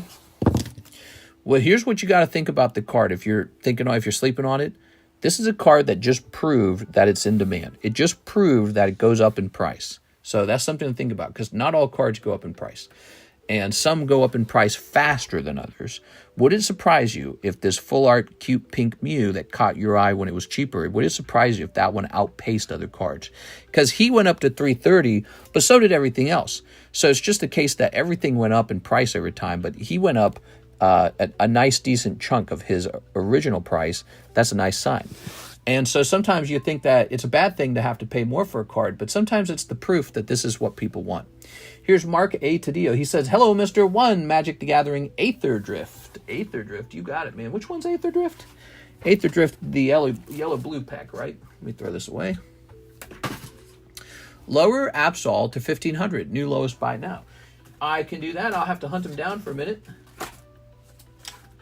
I believe I need a new box of Aether Drift. I'll be right back.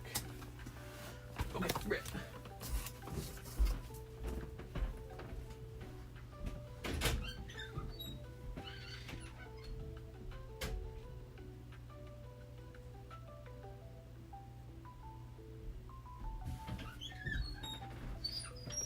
Okay, this is also our last box of Aether Drift. So we have no more after this. Okay. Oh, in June, I'll take a peek. Thanks. Yeah, we leave the June list up there on purpose because some of those slabs have not been... look at that, 300, huh? Let's go ahead and snip this. That means this one didn't come out of a case probably either. All right. Ready? Yeah, we might make a consignment slabs channel. That would make sense.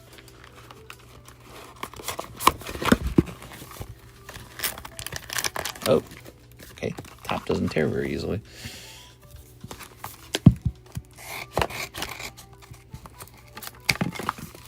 There we go. Okay. Grab one of these. Are you guys doing anything exciting for the weekend? Who's doing something cool for the weekend? Me. I'm staying home and working. So exciting. Shocking.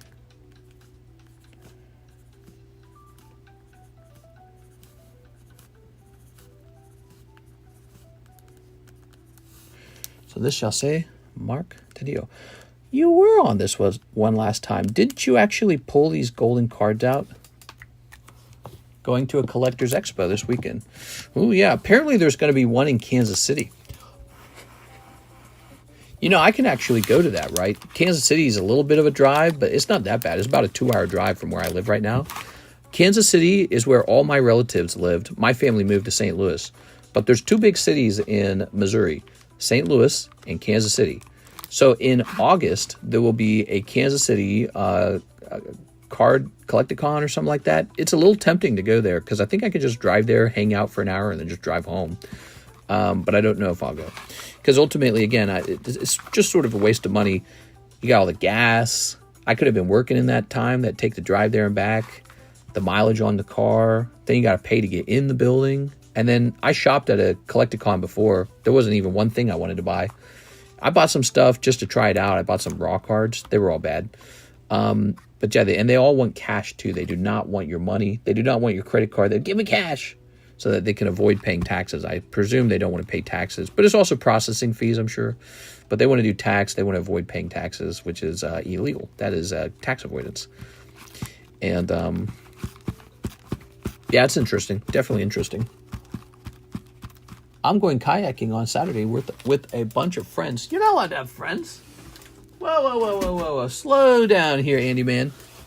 You're not allowed to have friends. The cards are your friends. There we go. All right, you ready? Snip of that. Okay. Very good. And let's see what you got in here. We've got Constrict, Token Artifact Creature. Gaunty Night Minister. Wow, that card looks cool, man. Look at that, guys. Holy. Ovia, Automech Artisan. Possession Engine. Accursed Dunyard. Riverpire Verge. Rover Blades. Ripclaw Wrangler. Okay. So I feel like not too many crazy cards came out afterwards. Here's Plains. Dune Drifter, Racer's Scoreboard, Slick Imitator, Walking Sarcophagus, Migrating Ketrodon, Voyager Quick Welder, and Midnight Mangler. The card to keep me warm. There we are. Hey, it's Asmer. What's up, man? How's it going? All right. Good. That's for our friend Andy, man. Did you say you need a new bag? No, yeah. Oh, ow. Those points were corners were pointy. You know what I did tonight? I watched a YouTube video titled like trendy 90s commercials or something like that. And so I was watching these 90 commercials because I clicked on it. And it made me really sad, man. You guys got to try that sometime. If you've never done that, you need to go onto YouTube and turn on like 90s commercials so you can feel the 90s and realize how much times have changed. There. All right. Very good.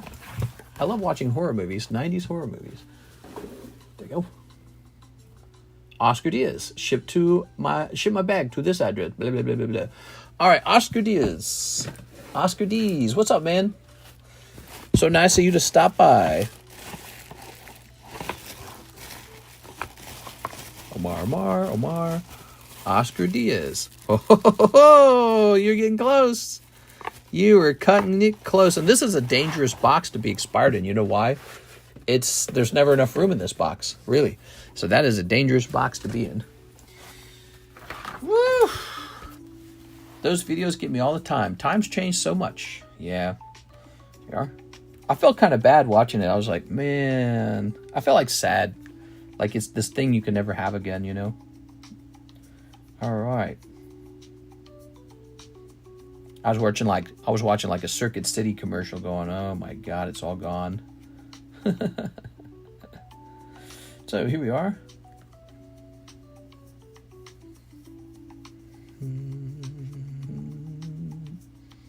Okay. Watching commercials for movies coming out, TV shows, even the news. It all sounded so different back then. Like people just spoke differently. Okay, kind of reminds you how language changes over time. Isn't it interesting to know stuff like, for example, the English language? You think, oh, the English, the British. No, the English was the German language. It was originally German, and they separated from the Germans, and it slowly turned into English over time. And so now it doesn't sound anything like the English or like the German language, but English is a derivative of German. How fascinating. Come on. Ah, there it goes. Commercials were hilarious way back then. Nowadays, they're real bland. Very corporate, right? Very sort of like modern home style. There we go. You ever see those like super square modern homes with the glass and the whatever, like 4D architecture is really boring? There. It's modernist. Radio Shack gone. Damn, but just order shipping too. Don't get us Oscars mixed up. No, you're good. Oscar Diaz. Thanks for the warning. There. Like a bump on my hand. Bug bite. Tossing this over here. Now, that was Oscar D's. We miss you, Oscar. We wish you'd hang out more. Here's Kevin Vu. Last mega spot, please. So Kevin Vu is actually picking up the brand new mega spot. Here you go, Kevin. Okay, Kevin on one. I love the Bud Light commercials when they would say, "What's up?" We should have like a iPhone right here or some kind of like display. And there should just be stuff playing right in the center of the table. Wouldn't that be fun? So we could like talk about the 90s commercials, and then I could flick on a video of the 90s commercials and you can watch them as we're playing. Here's Oscar Resendez. He says, box of Korean Rocket and shipping. I have a couple bags and some slabs. Ooh. Is it time to get fresh Rocket? Because I feel like it's time to get it. Yes, it is time for some fresh Rocket to come into the room. I'm going to go get it. The Budweiser.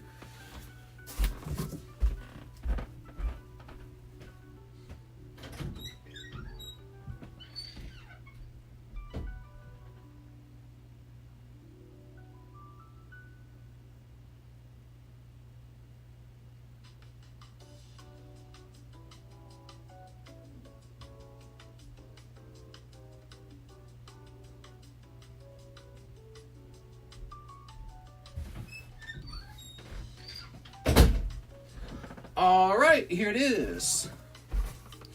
I'm coming in. Oh, we still have to adjust that mega Absol for Miss Tammy. Oh, Tammy. You're distracted enough, mister. No TV in the middle.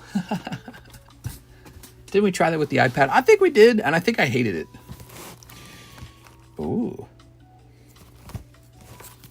What if I just open all 4 of these boxes for you right now, Oscar? Wouldn't that feel nice?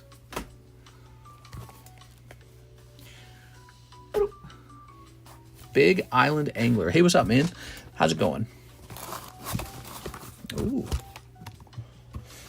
Oh, I should have grabbed more sleeves. We're almost out of sleeves. Snipping that. I wouldn't mind that. Bring back the Streamlabs. You know, maybe you could help us, Mr. Arturo Perez. Maybe you could research the most popular text-to-speech robot for streaming. Because maybe we don't need Streamlabs. I was just using Streamlabs because it was an option that I was already familiar with.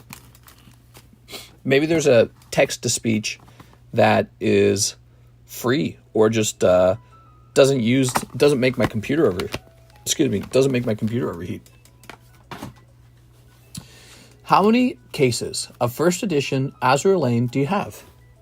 Just the one that we're opening right now. We haven't pulled any signatures out of it though. So there's some boxes missing and no signature. But after that, I'm sold out. We are. And I'm not going to be restocking that one. We are.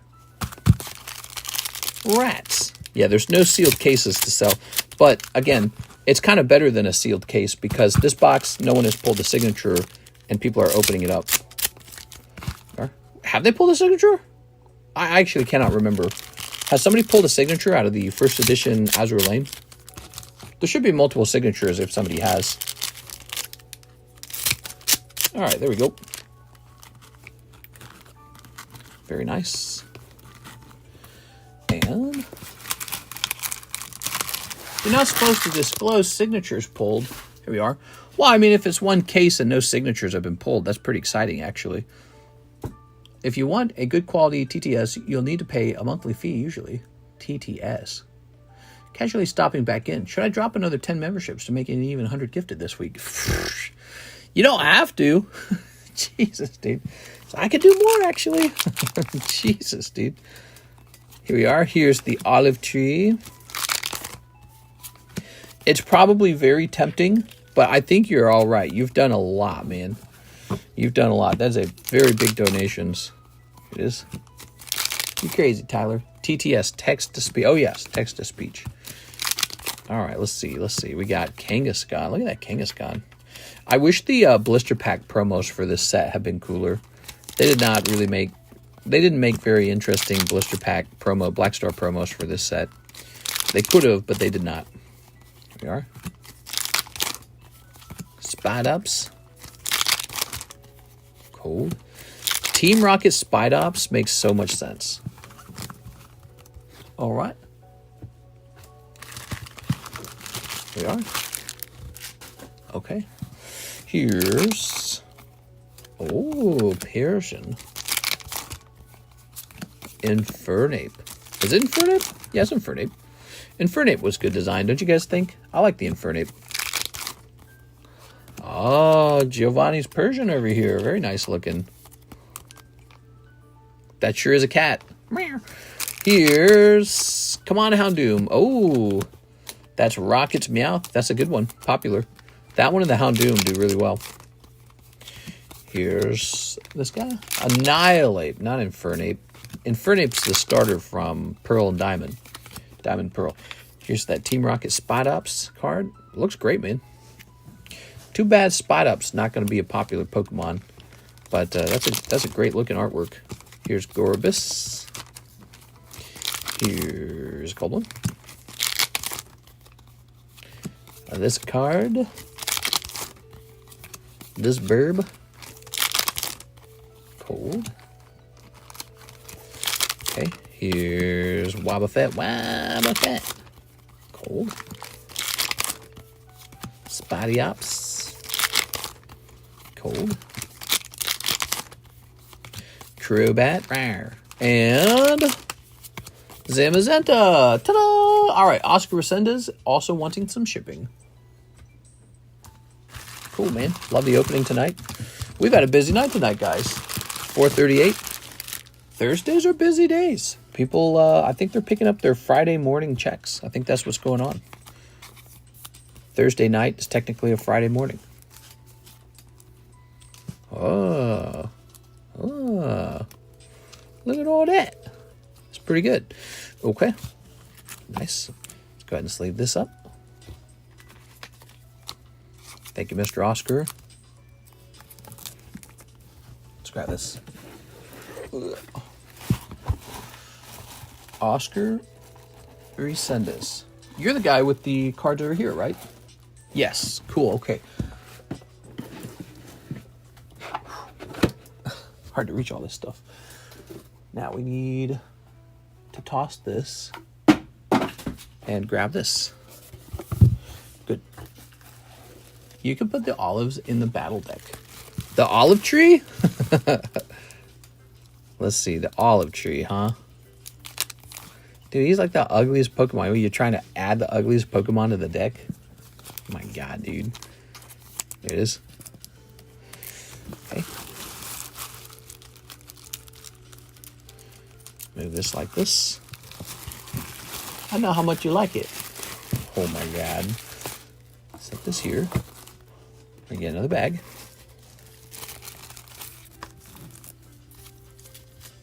Okay. Alright. Alright, Oscar Resendez. Okay. Good. And Oscar Resendez number 2.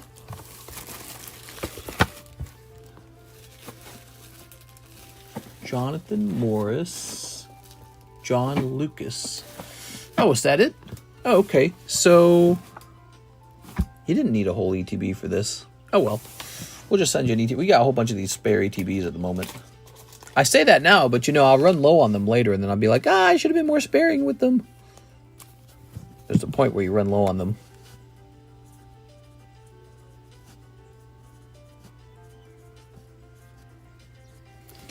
Okay.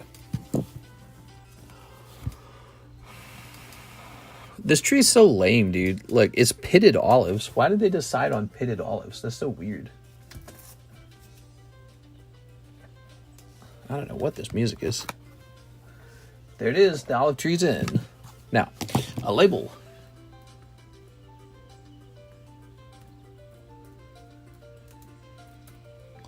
Clicking on this. When it's beer, I blast the mag and fire on this horse like Rapidash. What? Okay, that's heavy.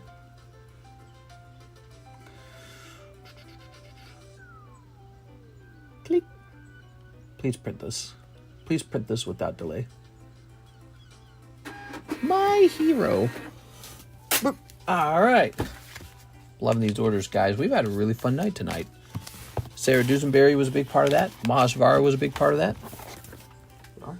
Tyler McCanch casually donating like $250 or something in one night. How much did he donate in total? Tyler McCanch, $450 so far. And Mark Valerian, $496. Wow. Speaking of which, let's pull this out for a moment. Oops. There we are. All right. So we got a couple spots in here. Let's go ahead and choose a winner. We got Tammy Lowe. You made it on, Tammy. Look at that. Tammy got a spot all on her Todd, which I think is a Scottish term for something, for saying all on her own. Tammy? No. Okay. And here's Cody. Cody Hodges. Here's Cece. Asmer. Okay. And Sultan Gamer. What's up, Sultan Gamer? So nice to have you guys all here. Okay. So again, when this goes off, we'll have two names. One will be Janice, and one will come from this guy over here. And this will be evens, and this will be odds. And I'll just roll a dice, and that'll determine who gets both boxes. That's a huge donation by Mr. Mark. Really big giveaway. Nightbot. Put me in, coach. Here's... Bleak. Mr. Masvara, 2 more? Dang, dude.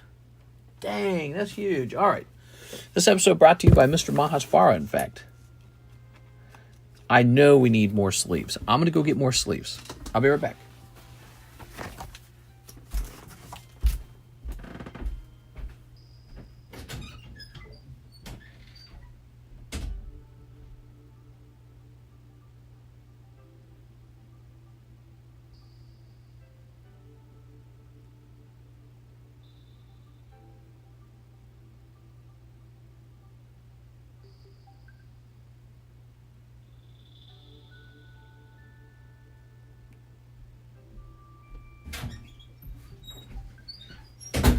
You know what's crazy is I really don't make much on these. The margin is quite slim. It is. Selling a whole case of these nets me a pretty small amount. After you subtract 3% per PayPal and the cost of the box, and then the taxes you pay on the profit,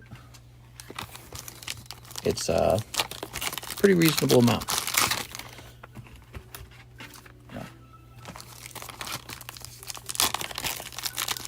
It's Friday. TikTok kicked me out. What? You got kicked off of TikTok? So did X. You got kicked off of TikTok and X. Why'd you get kicked off? All right. Here we are. Now's the good time to open this kind of stuff. You know, I want you guys to get some good cards. I want to record some cool openings, too. I'd love to pull the Victini. I'd love to pull the Zekrom. I'd love to pull the Reshiram. Don't forget, the Reshiram's actually cheaper to chase for.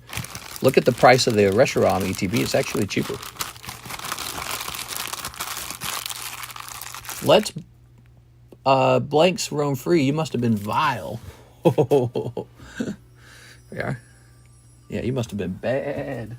Let's get some more slabs up here, shall we? Oh, these are hard to price, though.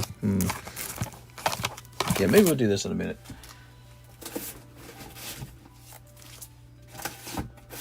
What all do we got in here? Anything really cool? Let's see. I'd like to sell one of these. So there's one of these Southern Island Togepis. All right. The Breakfast Club clowned Neon, and everyone is pissed about it.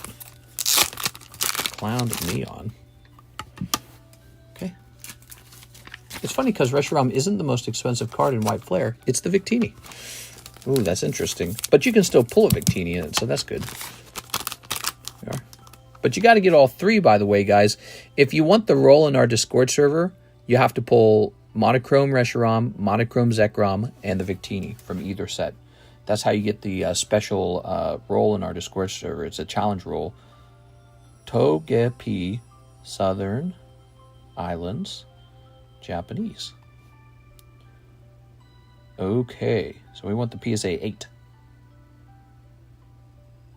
He marked this down for 50. Let's go by lowest price real fast. And then let's go by buy now. Oh, yep. About $49 in a PSA 8. Now let's check CGC 8. Whenever I see a 0.5 grade, I just lower it by 0.5. That's the way I do it. Now, but here's the problem. So he wants to sell it for 50, but when we do an analysis of other prices, over here, here's a Japanese 9 for 50. So I feel like we got to go under that. It can't be at the same price. Let's see. That was the Japanese one, right? Yeah. So that's a Japanese 9 for 50. And you got the 8.5. And it kind of needs to be upgraded, too, to be honest with you. It needs the upgrade. I think we need to sell it at 40. Then again, here's a well, that doesn't matter. Yeah, what matters is the fact that you can get an already upgraded 9 for 50. So I feel like that is not a competitive price for the 8.5 that hasn't been upgraded. All right. So I'm going to toss this over here. Mister, I gave my friend a black and white poster collection, and he pulled White Reshiram. What badge do I get for that? You really? So he pulled the good one? You get paid a badge for that? Oh, my God. That must have been so annoying. You're not supposed to pull that. Okay, let's see. That should be for me. So let's set this to a cheaper price. $45. We'll start saying $8.25 on these. Okay. So now we have a nice Togepi up on the table. I like that. Now, Mr. Hamazvara, let's get your 2 ETBs opened. Where'd I set them? I see one of them. All right. Oh, the music. Can't do this without music. Yeah, music. Positive Frutiger Aero music. What? What the hell does that mean? Ready? I can't believe the Pokemon hobby has gotten so crazy. I was watching that one guy, the Top 10 Pokemons channel, and he was talking about some recent Pokemon sales. He was talking about how the Gold Star Gyarados just sold on somebody's website for like $40,000. I was like, dang, dude. Here we are. All right. Those are highly specialized cards, though. You know, just because it's sold there one time doesn't mean it'll be easy to do that again. But there's one on eBay that claims to have sold for like $60,000. So I don't know what to think about that either. So that's box number 1. And here is box number 2. But that's a confirmed sale. So 40,000 is definitely a confirmed sale. I don't know if the eBay is a confirmed sale, if it's fake. All right, let's see. All right. Opening lots of Black Bolt today. Oh man, that's that 3D classic music. I like that. eShop Nintendo 3DS. Wow, I haven't heard that for a while. I'm gonna turn that up. Do you guys have the Nintendo 3DS? Was that the Game Boy that was out when Black and White came out? Or was that the Game Boy right after Black and White? I remember when that hit store shelves, you go to like Target and see the 3D effect and it like hurt your eyeballs. All right. Here we are. Good. Good. This is for Mahasvara. He's gone real deep. Appreciate it, Mr. Mahasvara. Wow. I recognized that the moment I heard it. I was like, what's that from? After Black and White. That's right, because Black and White would have just been the regular, like, DS kind of situation. There you are. Although it was like an upgraded thing, right? I'm trying to remember. We're back. All right, I stopped snipping them because when you disconnect like that, you never know if it's a permanent disconnect. Sometimes in the middle of the night, the internet companies like to do big updates and stuff, so they shut off the internet. And so if they shut it off at like 5 a.m. in the morning, that would not be a surprise. There. All these extra people out here in Lake of the Ozarks probably is a big drain on the internet usage. There. You know what's interesting out here in Lake of the Ozarks? They mentioned that housing sales are declining, like there's not as many homes being bought up. And they mentioned that there's a lot more inventory on the market, meaning there's a lot more homes on the market. And they said despite this, the house prices have still gone up. What? Not for all houses, too. Specifically, lake houses are still going up, even though there's more of them on the market. The sellers don't care. They don't want to sell them cheap. They're like, we're not selling these cheap. Here's Energy Coin. Here's Beartic Conkeldurr. Okay. Tranquil. Ooh, it's Tranquil. Spectrum does that to me around 3:30 to 4 in the morning. We are. All right.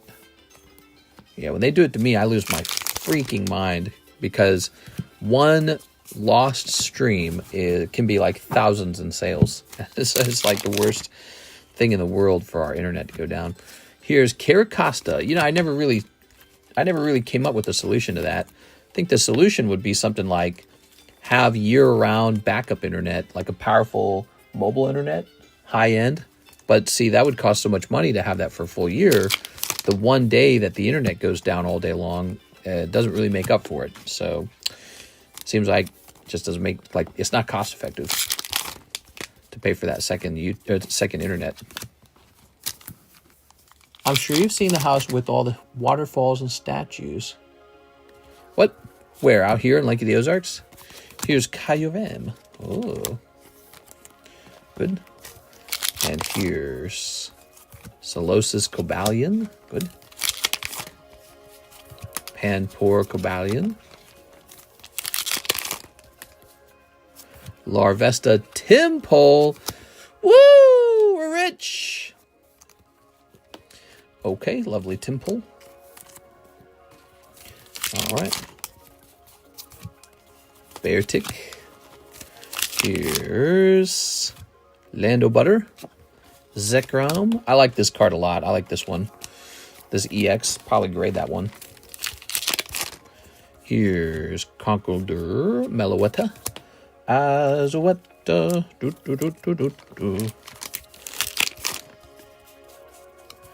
Minccino. Landorus. Riparian Rights. Okay, Conkeldurr. Oh my god, you have 2 packs left. Here's Pansage Victini. I don't know what to say, man. By the way, these come straight out of sealed cases of the ETBs. So I am going to say it. It is very hard to get a good pull out of the English version of this set. They do not pull super fast, which is interesting because when we were opening up the Japanese version, we were pulling them left and right. We were pulling these left and right out of the Japanese version. Ready? Oh my god. Wow. Kyurem. There you have it. Mahasvara, no luck. No luck. Pull rates are tough. Yeah, pull rates are super tough. Ice cold. Yeah. Here we are. Let's grab this. Oh, my neck. Oh. Okay. Victini, Zekrom, Meloetta, Timpole, Superior, Kyurem, Victory. Look at that. Got a couple ARs and that was it. Wow. That's scary, dude. That's scary. So you can open up a whole ETB and it's nothing. All right. Ta-da. Grab this. If this was sports, I'd send the manufacturer a message saying they forgot to load these with anything. Not even a Master Ball. Yeah, not even a Master Ball. That's what I'm saying, man. You had an earlier round that was kind of like that. Yeah. And then you've had a round where it's like you did get some Master Balls, but they weren't even like the Chase Master Balls. I think that what that means, black and white era PSA 10s should be pretty valuable. It's feeling like Prismatic a little bit. Did you guys notice pull rates in Prismatic are the Dark Souls of Pokemon card opening? Like, as vicious as possible. Ooh, look at that Zapdos, man. That really is $80. We looked it up. There are sold Tag 10 Zapdoses at $80. So he sells for more in a tag slab. Maybe he looks especially good in one. Look at that. Pupitar for $55. All right. Did you guys see the original Red Victini from Noble Victories? I bought one. No, I did not see that. Okay. So that is completed. Ivan Rodriguez. Polera Bassa Ist 8.5.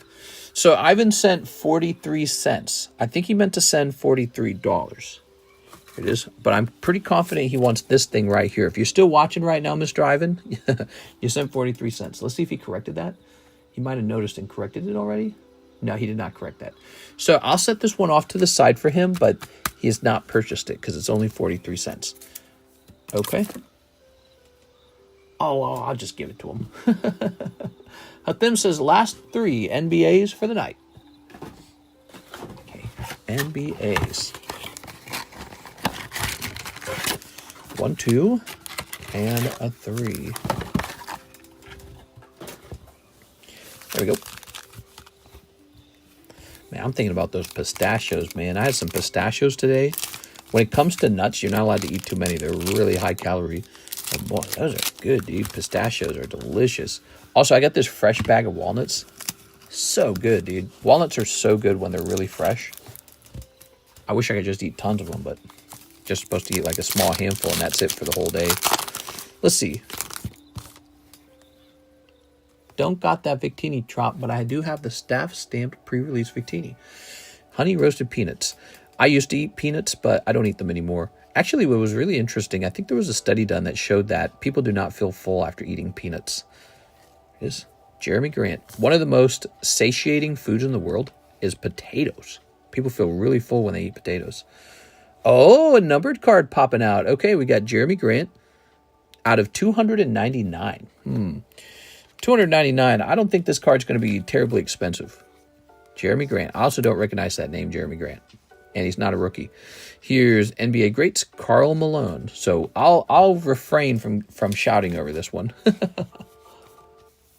Okay, there we go.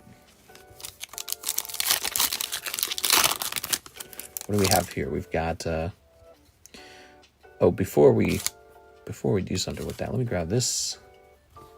Good. All right. Very nice.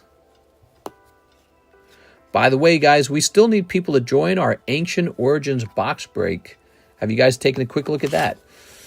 Ancient Origins box break. Here it is. $200 to get into this. I'd love to fill that up.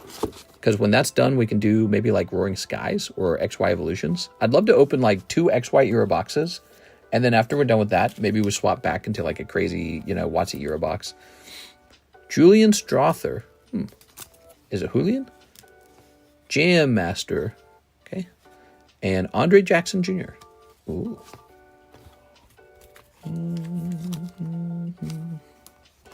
There we go. And here's this guy. Very nice. There we go. Opening up some sports tonight, huh? Got some sports sales in. Couple orders from Hathim. And last pack, we've got City Cisco or something like that. We've got Tyrese Halliburton. Ooh, that's pretty. And then we've got Alperen Sengun. Or maybe not. Actually, that looks like just a standard card. Okay, that's a standard card. Zion Williamson. XY would definitely be the first box breaks I would get on, because when XY was out was when I was going through chemo, so I didn't buy any cars for close to 2 years. Ah, very nice. Well, that would be interesting to see it go off, and if you were in it, it would be interesting if you got a big pull out of it. That'd be nice. Here's Give and Go. Oh, all right, beautiful. When I got back into the hobby in about 2019, I started to quickly look at at XY era booster boxes. I started looking at that. All right. There it is, Mr. Thim. Thank you so much. Okay. I love the English megas with the Japanese graffiti on them. They're definitely their own style, Arturo Perez, 1 first edition Azure Lane pack. 1 first edition Azure Lane pack. Okay. Where do I keep those? Here are the mangas. Here's it. Here it is. Found it. 1 first edition Azure Lane. So here it is. You can see. It doesn't say on the pack, huh? That's interesting. All right. Snip this. There you go. What is this music? I recognize this too, man. Nintendo DS camera. Wow. Ready? 1, 2. Boobies. Okay. Thank you, Mr. Arturo. You got this girl with normal-sized breasts wearing a modest outfit. Ow.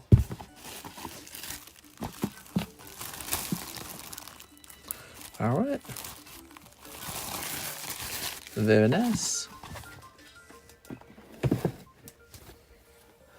All right. So now we have an order from our good friend Zach. Box of PRB1. Use store credit. Oh, we're sold out of PRB1. We sold out of it. I'm so sorry, Zach. I just took it off the menu. We sold out of it tonight. If it makes you feel better, though, nobody pulled anything. So you actually just avoided a bad box. You literally save money here. So we will add that $15 to your store credit now, which will bring you up to $78. Yeah, it was not a good case. Nothing came out of it. So you are lucky that you did not lose your butt here. We are. All right, Zach with $78. There you go. You are in good luck. It would have been sad if somebody else got that box before you, and it was like this huge, big hit, you know what I mean? All right, look at this nice Clefable, dude. That is so nice. 1, 2, 3, 4, 5, 6, 7, 8, 9, 10. Got a hot card up here in the Pokey Shuffles. Let's say 0, 1, 4. Clefable. 10. Okay. Good. Pop that in there and shove that box over there. Now we'll toss this up here. That's good to go. Oops. Ooh, we're going to get back to giving this slab away in a minute. All right, so we have an order now. Tyler McCash, 20 packs of Japanese Heatwave Arena. Ooh, Heatwave Arena. So he had a little bit of money to spend. He wanted to have some fun. Let's see. So this is Mr. Tyler. He's the guy who did some really big giveaways tonight. This might be 20 packs right here. Let's find out. Ready? 1, 2, 3, 4, 5, 6, 7, 8, 9, 10, 11, 12, 13, 14, 15, 16, 17, 18, 19, 20. There you go. There you have it. We'll take this. We'll put it back over here. Let's get it. Guys ready? All right. So Heatwave Arena, that's where you can pull the Cynthia's Garchomp. And you can pull, I believe, Misty's Psyduck is in here. And Ethan's Ho-Oh. This set did very well for us. We sold a lot of it when it came out. This is the set just before Glory of Team Rocket, which was a pretty crazy time. All right. Good. Tossing this. Should I adjust the camera at all? Let's see. It almost looks like it's falling over. Ready? Cold. Cold. Cold. Here's Hydrapple. Mag Cargo. What? You got Greedent? I don't know about that. All right. Cold. Zeraora. Here's Tough Version. It's Tough Version. Nice. All right.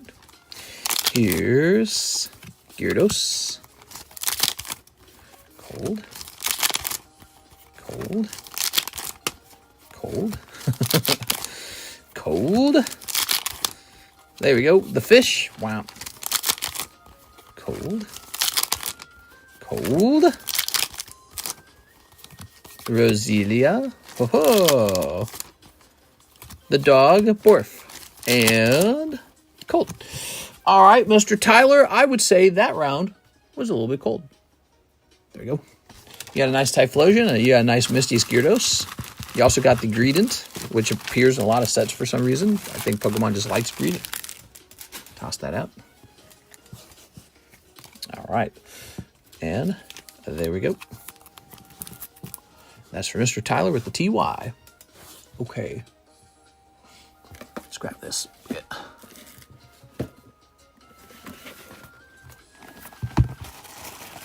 All right. Thank you so much, Tyler. Just curious, I know you'd normally do the base grading when you send off cards, but how much would premium grading cost with BGS? You want the fast grade? There's probably a calculation that would help me choose it. You want to spend money on the fast grade? Carlos says Ninetales King of Clubs. Ninetales King of Clubs. Could you give me some more details? Did that come out of the June channel or something? Where did you see this Ninetales? Give me some details. Carlos, where did you see that Ninetales? If you order out of the Discord server, you got to kind of tell me where it came from, okay? It'll help me find it. It can be pretty tricky trying to... Oh, here it is. So it looks like it's on 628. It's a Adam P card, it looks like. All right, so let's go hunting for that. I presume that's still there, actually. I don't think that one's sold yet. Oh, this is good. We can find Tammy's card and put it back up here for cheaper. For chapper. where did you see those nine tails, huh? Yeah, where'd you see those nine tails, bro? Fess up.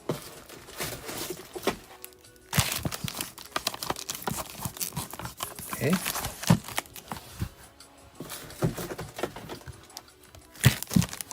Let's zoom out. Milk tank, huh?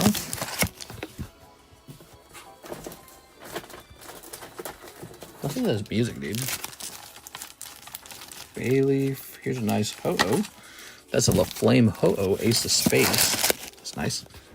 I think we have one similar to that up there, but mine's from the silver deck too. Here's a nice signature card. Okay. Ah, here it is. And then where did that XY Pokemon go? Ow, that hurt. That did not feel good. Here's a nice card, 1,500 for that Sonic.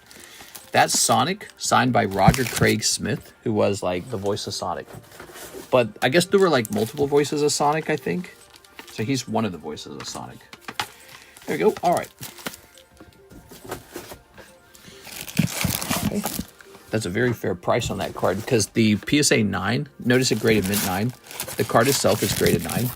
Look at this. That's nice. Unseen Forces for Alligator.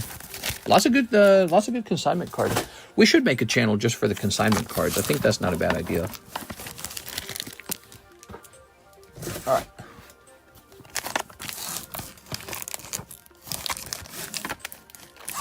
Oh.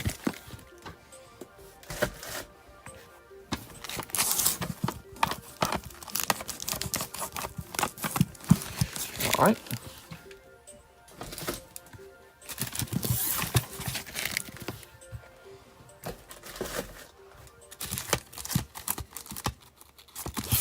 And back down they go. Look at that. That's a Master Ball Jolteon. That's nice. Okay. Let's zoom in. So Miss Tammy suggests that a much cheaper Absol has been posted. And so that we're going to go copy the price on that one.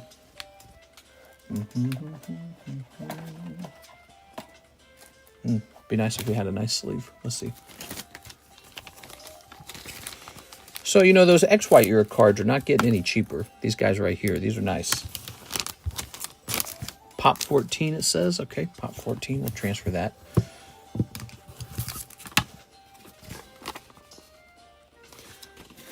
Well, the card's expensive enough. I feel like it needs a bigger sticker.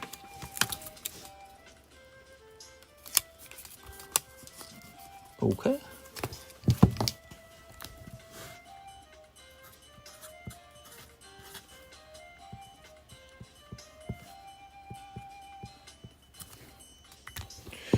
All right, there we have it. That's real rare, that card is. Plus right 14 on the edge. Good. All right.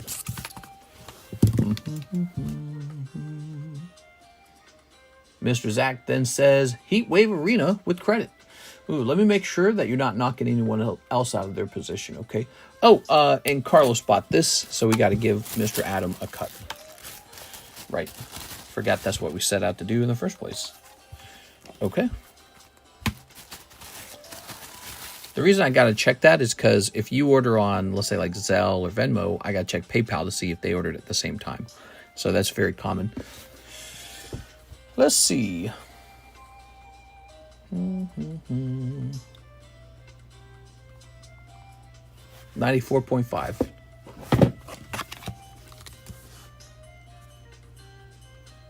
Good. Okay. And back here, we're going to say Carlos R. Chaveras.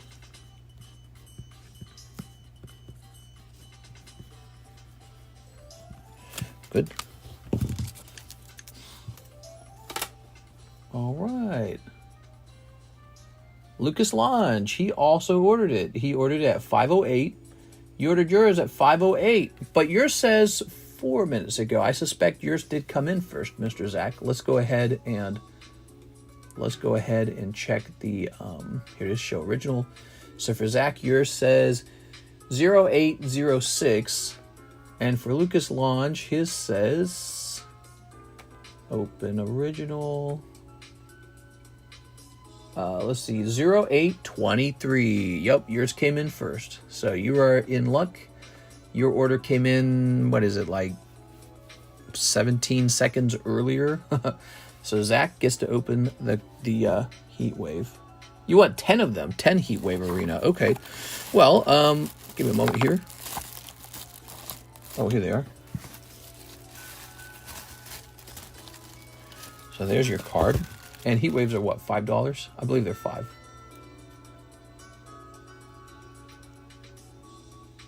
Heat Wave 5, yeah. So that would mean you will have $28 remitting. 28. That also means you're going to get the remaining packs out of this box, and we have to start a new box.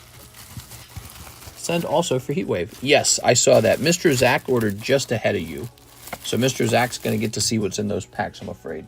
That's a sniping scenario, by the way, where you're both interested in those last couple of packs. There it is. So we treat those very carefully because we got to make sure that the person who ordered first gets the actual pack. So Zach's order was just before yours. All right. That's very important to me. It's a very philosophical thing. There it is. Because these, in fact, might be cold. Did you know that? These might be cold packs. Zach might be opening 5 cold packs. Or they could be hot. He could be opening the pull that you just missed. And the only thing that decided was the pull order. So it's kind of like heads and tails, you know? And I like to make sure that one person always gets heads and another person always gets tails. So the way we do that is by handing out the spot based on who bought it first. And then fate decides. Ready? So 1, 2, 3, 4, 5, 10 of them, right? Now, the good news for you is if he pulls cold ones, your round is much more likely to be hot. If his round is hot, then you're much more likely to pull cold ones. But you'll be in the next box, Mr. Lucas, so you'll be opening up the next box. Let's see these first. I want to see these first. You ready? Let's see what was there. Okay. Good.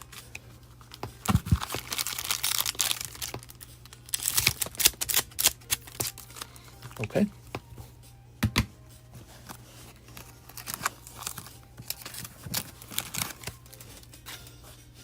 Ready? So, ooh, Yanma, the Pokemon card that people definitely do not want. Yanmega, ah yes, the evolution of the Pokemon that people definitely do not want. Flygon's so much better at being a dragonfly. He's way cooler. Okay, cold, and aha! So it was not a snipe. So would you look at that, Mr. Lucas Lange? You are in luck. Fate has smiled favorably upon you today. So now we have to see what Zach's pull is in the fresh box. Okay, so Lucas, so watch this. If Zach snipes the box with the first 5 packs, he will then, once again, take your odds of having a shot at anything. So there's Ho-Oh. My brain likes to watch these outcomes all day long because I've been doing this for so many years. Oh, not bad. That is actually a Misty Psyduck. That is a top pull. Very nice. So that is good for Mr. Zach. Not as good for you, Lucas. But the good news is that was merely an AR. So the odds are still there for you to pull the SR or the SAR. Not over yet. But this is going to be good for Mr. Zach. Anyways, that is a desirable card. Featuring Miss. She's swimming in the water, huh? She's in the water and Psyduck's above the water. It's very cute. All right. Mr. Zach. Let's see. I thought it was all over for you, Zach. I was already thinking, poor Zach. Now we pull Cynthia's Garchomp. You could. That's the thing, you could. Somebody does, right? That's where they come from. You find them on the internet. Well, somebody pulled them. So let's find out what we get for you. So that was Zach's order. Thank you, Zach. So now it's Lucas Lange, 4 Heat Waves. Okay, so we pull 4 Heat Waves. 1, 2, 3, 4. Ta-da! Now, you do have a shot at pulling the SIR or the SR out of the box. Your odds are 4 in 25. Those are your odds, 4 in 25, because there's 25 remaining packs. Let's see, we've got a cold one, a cold one, a hollow mag cargo, brr, and a cold one. I'm sorry. All right, that sucks, man. So it doesn't look like it would have mattered whether you went first or second. You were destined to hit a cold one. Okay. Let's grab these. Now the odds for a SR go up to 1 in 21. It's kind of nice. Do you have a bag? Don't eat it. You do not want the mag cargo. If you do not want the mag cargo, I will donate it to the binder break. To these guys who are jumping in here. By the way, guys, we need just 3 people for the binder break. It's really almost over. Okay.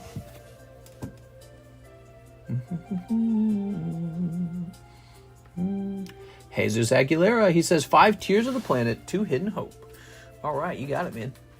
We're on our last box of Hidden Hope. I could restock it. I don't know if I should. It's a Sephiroth set, so Sephiroth is a big deal.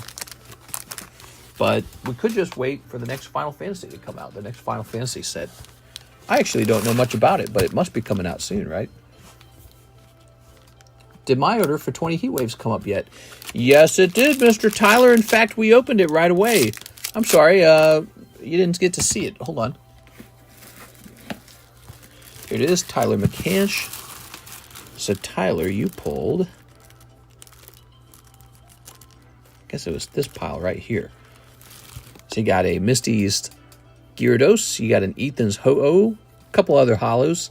And a Greedent. Kind of a tough round, actually. That whole box was tough. There wasn't much left in the box. Because after you opened those 20 packs, Mr. Zach finished opening the box. And guess what? There wasn't anything else either. So, it was a cold box. Somebody already vultured it. All right. Thanks, mister. I appreciate you. I appreciate you, man. Thanks for all the love, man.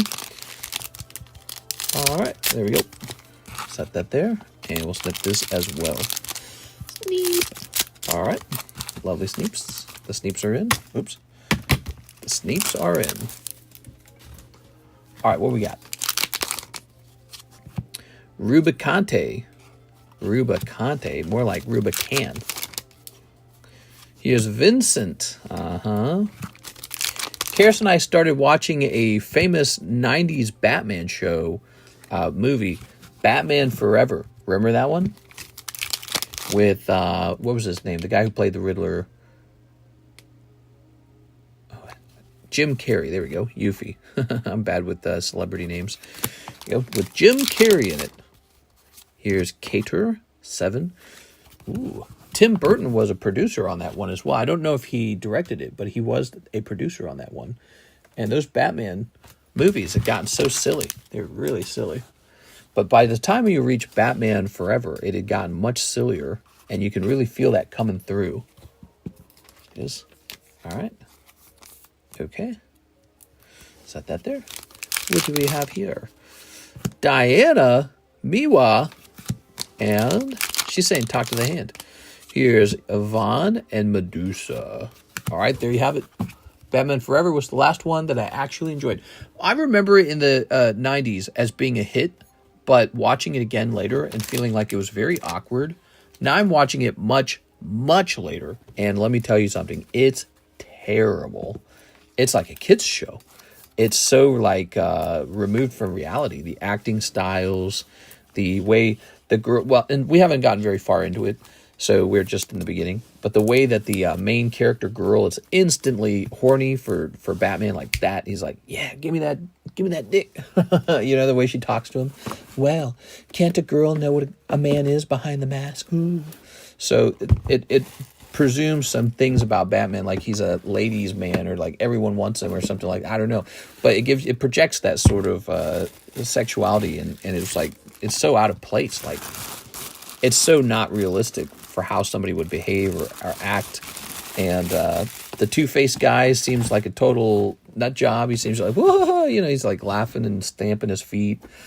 And Jim Carrey's like, whoa, you know, he's doing all his faces and expressions that he was famous for in the 90s. But you're watching it again now in the year 2025. You're fully grown up. And you're watching it, you're going, wow, this really is just a guy who was really wacky, and that was it. Like, it was, if you did this on TikTok now, it would just be considered cringe today. It would be labeled cringe, and that's it. Everyone would, oh, look, this guy's doing faces. But back then, it was like genius levels of acting. Whoa, Jim Carrey, look at all the expressions he can do. Here's Carlos, 3 hidden trials, 6 resurgence of power, 6 hidden hope. Resurgence of power? Well, I don't think I've sold that in a while. So let's see. Hidden trials. Ah, here we are. We're almost out of these hidden trials too.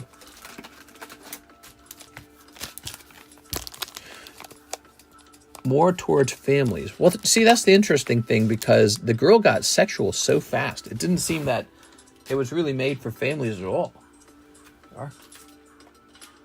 Okay, 6 hidden hope. 1, 2, 3, 4, 5. And 6. Felt like more like somebody's Batman wet dream. 3 hidden trials. Now the 6 resurgence of power. Where am I going to run into that? Have you tried watching The Exorcist today? Too funny and basically any scary movie. Yeah, the first time I watched The Exorcist many years ago, it was super creepy. Like the head spinning, the spider walk. It had like a powerful effect the very first time you watch it, because these were like new ideas. Now you watch it and you're like, oh, that's stupid as hell, dude. But I did rewatch The Exorcist after meeting Karis. She and I watched a bunch of scary movies together, which she hates scary movies, but I love them. So we rewatched that one, and I couldn't make it through it because it was so low quality. I was like, oh, I'm sorry for turning this on. I was like, I shouldn't have turned this on. It's stupid. Yeah, it's interesting the way scary movies can work that way. You watch it one time, it's unfathomably scary. You watch it a second time, you're like, wow, this is dumb, dude. What is this crap? All right, so I'm checking over here what we're looking for. Oh, I found some hidden legends. I found a box of hidden legends back here. And what is this? What is this? Buried deep beneath the mines of Moria. Ah, resurgence and a iPhone cell phone. And what is this? Crystal Abyss? We got Crystal Abyss. That's Final Fantasy Crystal Abyss. Very cool set. It has an amazing Estinian in it. 1, 2, 3, 4, 5, 6. So that finishes this box off. And this box should be thrown away. All right. Why am I getting a warning from Nightbot to get banned? I don't know. Did you say something naughty? What the hell? I've never told Nightbot to do any moderating. So whatever it just did, it just automatically did it. Must be like a default setting. Okay, so that's 6. Perfect, 6. Okay, let's see what we got. My dad took me to the house where it was filmed to scare my brothers and I. Really? That's great. All right. Good. Good. Huh, I wonder if we can buy any houses or land out here in Lake of the Ozarks that was associated with the Netflix show Ozark. It is what it is. Just be careful whenever you use periods. Oh, maybe I thought you were trying to share like a link. Don't be mad. Don't be mad at the Nightbot. Be mad at all of the people who are out there trying to spam YouTube live streams and stuff like that with their horrible scams and crypto this, crypto, you know, there's all these crypto scams and stuff. Or you need to read this book. Or there's so much of that crap out there. So many bots that they try to use those bots as sort of like advertisement tools. And, you know, so like YouTube and all these other companies have to find ways to fight back. Except it gets overly sensitive. Here's Jill in the bot. Cool, look at that Jill. Wow, very sexy. By the way, this is a very sexy look. I like the whole like super professional with the glasses. Like she's super smart look. All right, here's Warrior. Woohoo. Here's Radas. Haha. I have no clue who that is, by the way. I did not play a game that she was in. I'm just commenting on the style here. Commenting on the style. Cloud. Oh, Friggin' Night Knot. Suck it, Nightbot. Yeah. Yeah. And let's see. I want this Sephiroth by himself, too. Put this guy in the front. All right. Very nice. Okay. Yeah, that's sexy as hell, man. Look at that. That's like the librarian look almost. There we go. Here's Caius Young Rahal. Ooh. Here's Young Rahal, but twice. Okay. Here's ta-da, Peirai. I'm sorry. Nothing good in those at all. Nothing in there. Okay. Tossing this. Let's try this. Shiva. Ooh, Shiva. Scaly. Okay. Here's Glauca. Not Glauca. And in addition to Glauca, we have Ultimecia. Ho ho. Okay. Here we have Kuchaspel. Wow, I haven't opened these in a while. It's nice.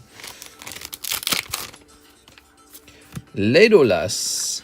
Not to be confused with Legolas. No, no, no. This is Legolas and Maria. Whoa, Maria. Oh, my gosh. All right. That's over. That's it, Mr. Carlos. I would say you got one decent full art out of there. Almost as if you were opening a box. Do we need periods? I don't think it censors moderators. All right. You got Kurilla last time. Ooh, Kurilla. You are a great commentator. Eat. Here it is. Okay. We're going to hit refresh. Nightbot can only time out non-mods. Friggin' Nightbot, bro. All right, let's get some people in here and let's wrap it up. It's 5:31 and I see the sun coming through the trees right now. So we need 9 people in here. But actually, we're going to go ahead and toss Mahasvara's going on. And we're going to toss Sarah on. Did we already do that for her? We already did that for her. Sorry, Sarah. We already got you on the list. Anyone else who did multiple large orders tonight? I can't think. Also, let's go ahead and get this rolling. We got Hathim going on. Oh, Hathim could have been mentioned, but he just got on the natural way. There you go, Hathim. So you're on. Here's AJ the Great. AJ the Great. Here's Tyler McCanch. He definitely belongs on here. Okay, that's 15. Now we need 16, 17, 18, 19, and 20. Now, I'm going to go ahead and turn on subscriber mode for this last portion. Subscriber mode.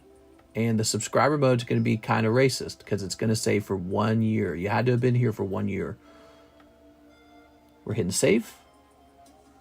Subscriber mode's on. There's one more step. I'm heading over here. And I'm clicking on reset entries. Okay, so anyone who can still talk, type in mark right now. If you've been here for 1 full year, type in mark. So now your odds of getting into the list are much higher for the last 5 spots. This is a little bonus for people who have been here for a while. And, you know, that's a really nice thing. You guys make up the main core of the community, anyone who stays here a long time. All right, so I'll start hitting roll now. You better type in mark, Mr. A. Perez. All right, here goes. So 1. That's going to be puzzles are hard. Puzzles. Wilson. He's been hanging out a lot. Appreciate it, man. Oscar Resendez. He just did some shipping. A. Perez. You made it on. You made it on. And Lurkin Lowry. All right, I don't need to write that one down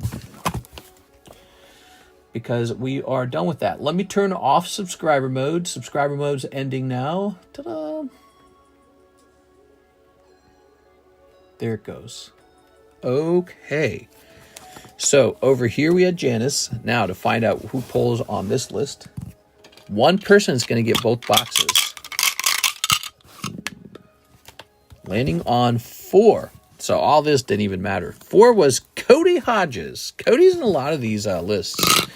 So now the rule shall be, box on the left shall be odd. Box on the right shall be even. All right, last roll. Who's going to get it, Janice or Cody? We're looking at the 20-sided die, by the way. We don't care about the square one. Landing on 14, that's Cody Hodges, taking both boxes. Wow, Cody. Wow, dude, kind of paying off to hang out. All right. You know, it's 5:34. I'm tempted to save this for tomorrow, actually. Can we do that, Cody? Cody, it's yours. Is he here even?